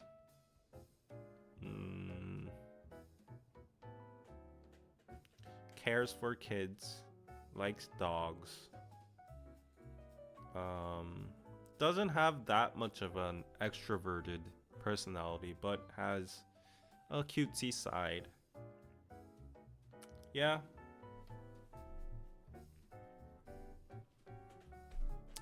What's the difference between Nuna and Ajumma? Wow. So I think there would be multiple layers on how to distinguish. Objectively, a Nuna, it's relative. So, like, being super objective, like a Nuna would be, I would say, up to maybe like 40 to 45, if I could extend it to 45, okay? Like, okay, maybe 40 max. Upwards would be Ajumma. But then no one would call you Ajumma because Ajumma is kind of rude. So nobody actually says Ajumma nowadays. But like amongst people, when you're talking about an old woman, you would say that Ajumma. That's the only way you would use Ajumma. Or if you're a rude person at the core, you would say, "Oi, Ajumma, come over here, give me one soju bottle."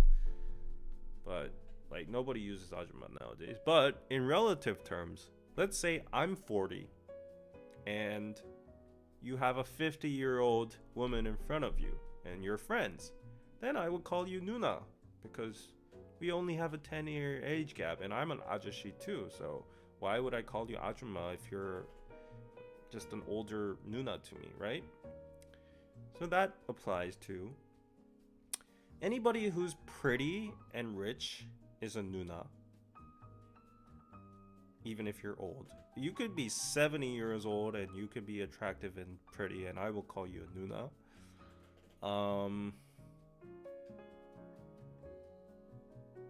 Yeah, I think I summed it up. Tipsy David has been great Sunday entertainment. I'm glad I can entertain you. I'm a clown.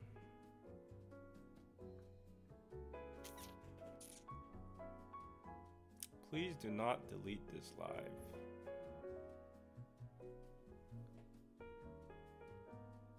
I'll think about it. Pichu-san. Oh, the last of 4B? Yeah, maybe. I think that is, yeah. Not giving birth. But maybe I didn't remember that because that doesn't apply to me. I cannot biologically give birth to a child.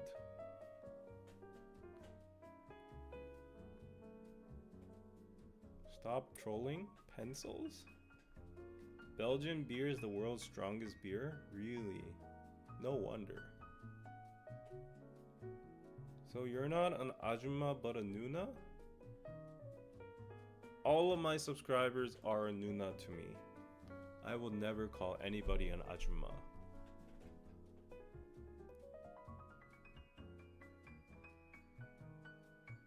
Looks up 4B and buys Cheetos.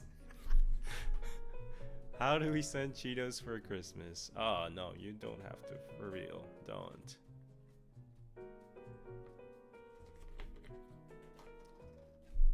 That's it. I'm sending you our favorite and famous rum.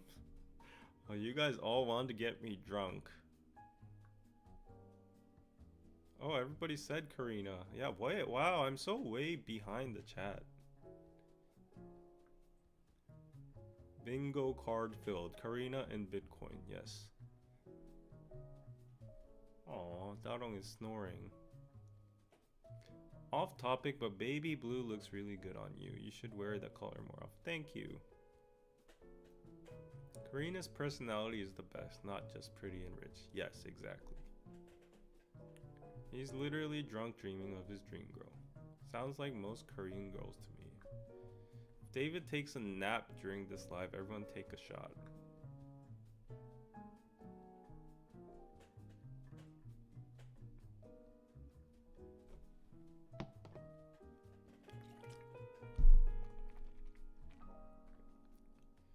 What do you use now in place of Ajumma? You wouldn't call the person directly in like a form of a person or something. You would just say like 저기요, like here, like please, or 여기요, something like that. How about 아가씨? Nobody use 아가씨. 아가씨, never use that word. Like if you're like an old man, you're like in your 70s and 80s and you're talking to like a 20-year-old girl or like a 30-year-old girl, and you're well dressed and you are very polite and you say 아가씨, then it would be concerned in manners and polite and okay. But in any other situation, if you're just like a normie beer belly dude with 50 years old and you're at a karaoke bar and you're drunk and say 아가씨, then you're being a conde.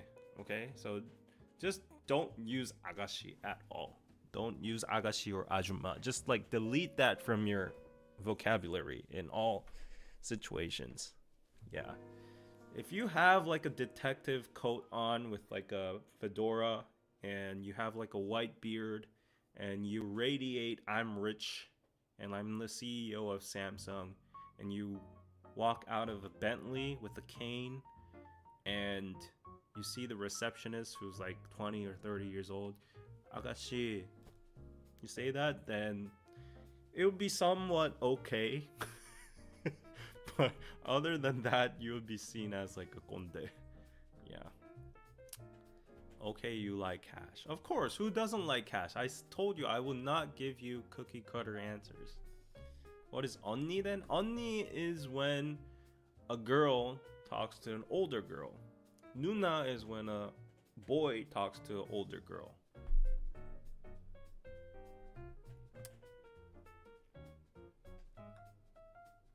Even foreigners do plastic surgery in Korea, so anyone can be David's dream girl. As a matter of fact, I disagree to that because a lot of people say K-pop idols are plastic surgery, celebrities are plastic surgery, or whatever. But the harsh truth and reality is you have to be somewhat good looking before to even look good looking after plastic surgery too. So it doesn't apply to every single person. So a lot of people hating on K-pop idols that they got plastic surgery, and it's just like, then, you know, I know you wouldn't want it, but let's assume you get it. Would you have the same result as Karina? A lot of people say that in like hate comments towards Karina. I've seen that a lot. That she's so plastic, like whatever.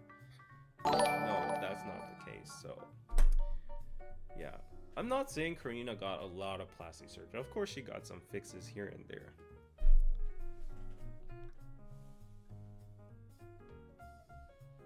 I went to make lunch and came back to learning. David, leaning David, what? I want to be an ajumma. Where are my kids? I don't know. Oh yeah, I'm so behind on your chats. So you're a Nuna, yes.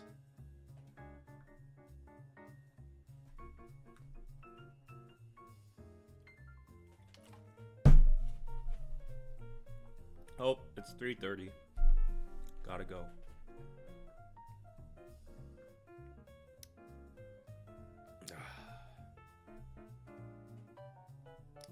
I just discovered the apricot soju and it's getting me in trouble.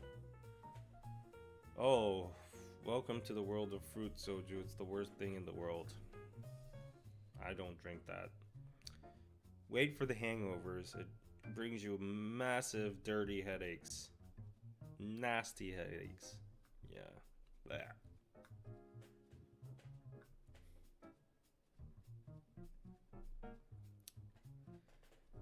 Okay guys, it's 3:30. I need to get home, so I'll be in sleep tucked in by 4. Sleep 7 hours. 11. Wake up, wash. Okay, enough time. Oh wait guys, one last thing. Please do not take offense, please, okay? It's a cultural difference, I assume. But I was shook yesterday. I was shook. It just reminded me right now. Oh, I'm awake now. Be honest, guys, okay? I saw a video about cultural differences yesterday on YouTube. And I want to ask you, how many times during a week do you wash your hair? Be frank. Like, if it's 1 time or 2 times or 3 times, 4 times, please put the numbers in the chat. How many times during a week do you wash your hair? I'm waiting for the responses. Thrice, says Lily. Every 2 weeks. Daily. Once per day. 3 times. Almost every day. Probably 3 to 4. Every day if I go on public. Once a week. 3 times. 1 to 2 times. Every day. 3 times a week. Okay, I guess 4 times. Okay.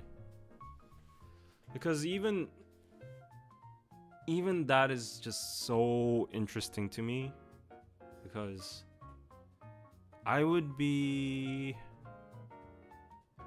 90% confident that all Koreans wash their hair every single day, and some might even wash it twice a day. And maybe it's because like we have different hair or genetics and styles and it doesn't get greasy or whatever. But when I watched that video, I was so shook because I did not know this. And there were some white people on the show, and some said they only wash their hair once a week. And that was just crazy to me. Yeah. Like, that's why I said in the beginning, please do not get offended, because I don't think it's dirty or anything. It was just like never in my knowledge or my book that I thought it is possible to go a day without washing your hair. Like, unless you pulled an all-nighter and you're cramming for like exam or something and you just had no chance and you had to put a cap on or something. But yes, women too 90% every single day. It depends on your hair structure. Yeah, a texture, I assume. That's what I assume, but the thought hasn't even occurred until I saw that video yesterday that people from different parts of the world have different standards on washing their hair. So that was very interesting to me. It was a huge culture shock. Yeah. Right. Long curly hair can't be washed daily. That's what I'm assuming. Yeah. Different hair textures. That's what I'm assuming too. That's why I put a bunch of disclaimers. No offense. I don't think it's dirty or anything. Because I'm totally an infant here in the world of hair washing. And that was like my new revelation yesterday. What? I was like, what? So, like, my question is, do you avoid washing your hair when you're taking a shower then? Like, do you like lean back and like not get your hair wet, or do you put it up in like a plastic bag or?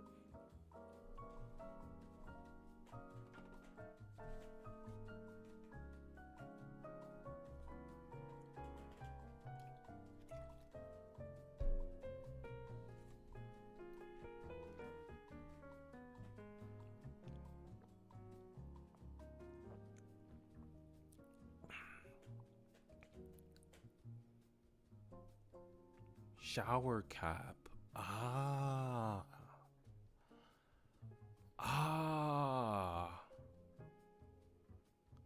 Interesting. Shower cap. Huh.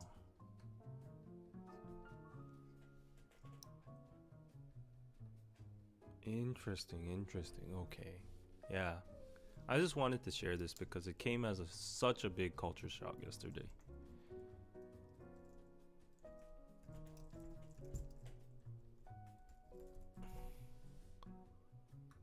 Yeah. Anyways, I just thought of that because I was calculating how many times, how many hours I can sleep, and then I would have to wash afterwards. And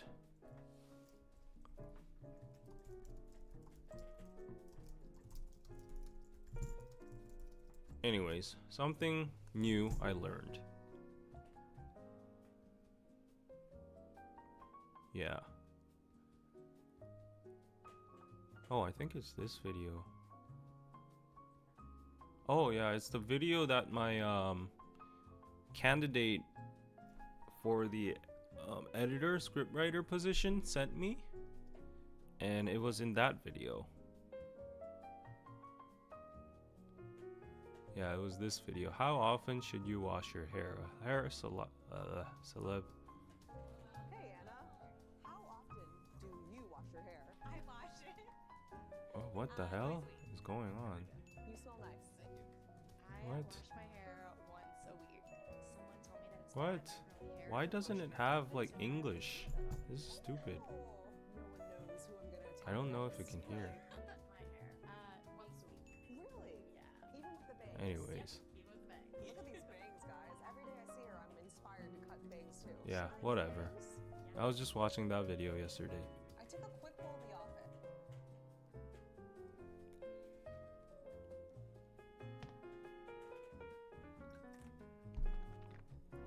Environmental, humidity, skin, cultural differences.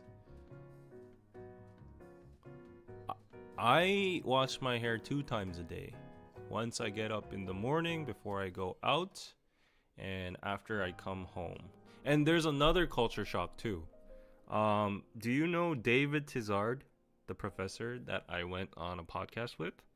So apparently I was listening to his podcast, and besides the shoes, not taking off the shoes thing, I already know about that culture shock, but apparently people don't change their clothes after coming back from work or after hanging out immediately. So for me, like when I come home, when I go straight to my room, maybe wash my hands first, and then straight up change clothes into like pajamas or like indoor clothes and stuff. But then apparently, maybe because he's from the UK, like people just wear their outside clothes for a while, like a couple hours before they sleep in their houses. That was such a big culture shock to me too. What about you guys? This is so interesting. Depends on the individual, I guess.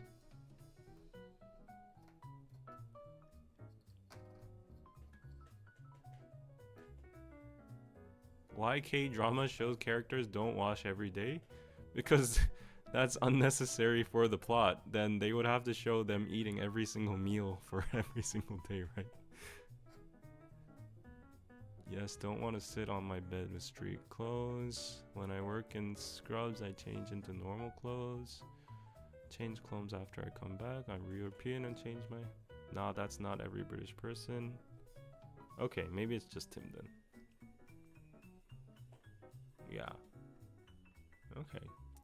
I guess these things all differ from individual to individual.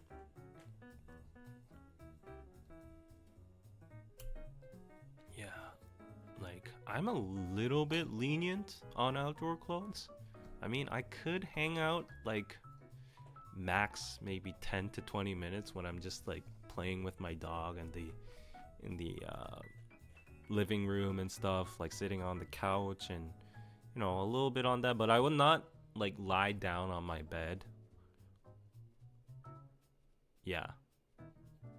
But then my ex-girlfriend, she was a little bit strict on this. And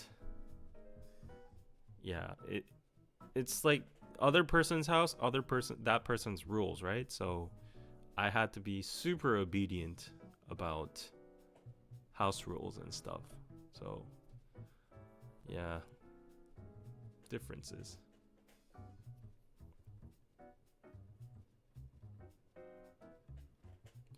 Oh right, Diane. Hi David. I wash my hair once a week. I'm 64 years old and so much hair comes out.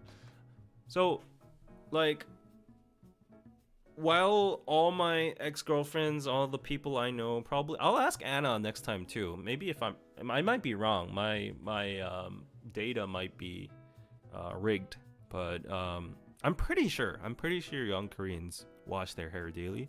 But speaking of, on the older side, my grandma, well, she has medical conditions too. Like she's extremely like repellent, like what do you call it, she can't be in cold situations for a long time, so when she washes her hair, it's like it's very inconvenient for her because she gets cold.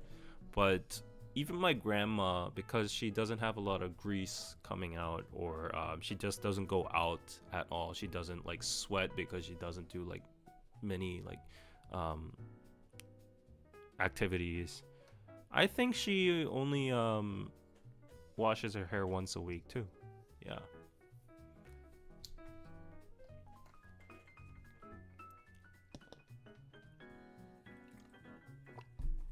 But anyways, what a interesting world we live in, right? Yeah, I'm pretty sure some people in the chat might have learned that Koreans wash their hair daily today too, right?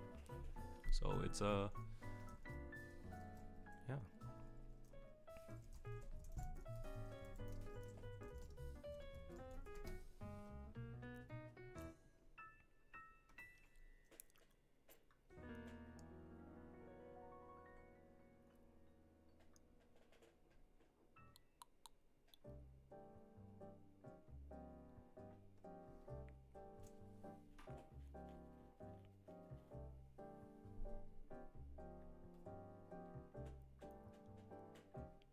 I used to wash my hair daily when I was young. Yeah, maybe my data is more concentrated on my age bracket. Because a lot of people in their 20 to 30s have a lot of activities to do outside, and they roam around the city and all the fine dust and pollution and like odors from the restaurants and like all that. So more reason to, right? Okay, guys. Yeah, so that was just an interesting fact I wanted to share, and it's almost nearing 4, so I really need to go to sleep. I have a lot of stuff to do tomorrow. Thank you for hanging out today. I'm sorry I was a little bit laid back because of the beer that just, yeah, I think it's coming back now. So, yeah, there was a little phase there where I was a little bit tipsy and zoning out, but embarrassing. Anyways, yeah, it was nice to chat with you guys again for the weekend. So just reminding you, every week and at this time at Saturday, no, like it's so hard to, Saturday night 11 p.m. No, Sunday night 11:59 p.m. KST is the usual time when I go do live streams. Put your notification bells on. Check out pidozo.net. Make any purchases. Use the KPC coupon code. Thank you to Soo House. Shout out to them. And please go check out Patreon if you want exclusive content. Only $5. So, is there going to be a live on Tuesday, David? Probably, yes. Oh yeah, I need to walk my dog home. Yeah, it's 4 a.m. in the morning, so it's probably not good for her, but she always loves walks. So I'm a night person too. I feel bad for her, but she has a very crooked sleep schedule too. So I'll show my doggo for the one last time, and then I'll say bye and go. I need to wake her up anyways, right? I'll go right away. I'll get dressed.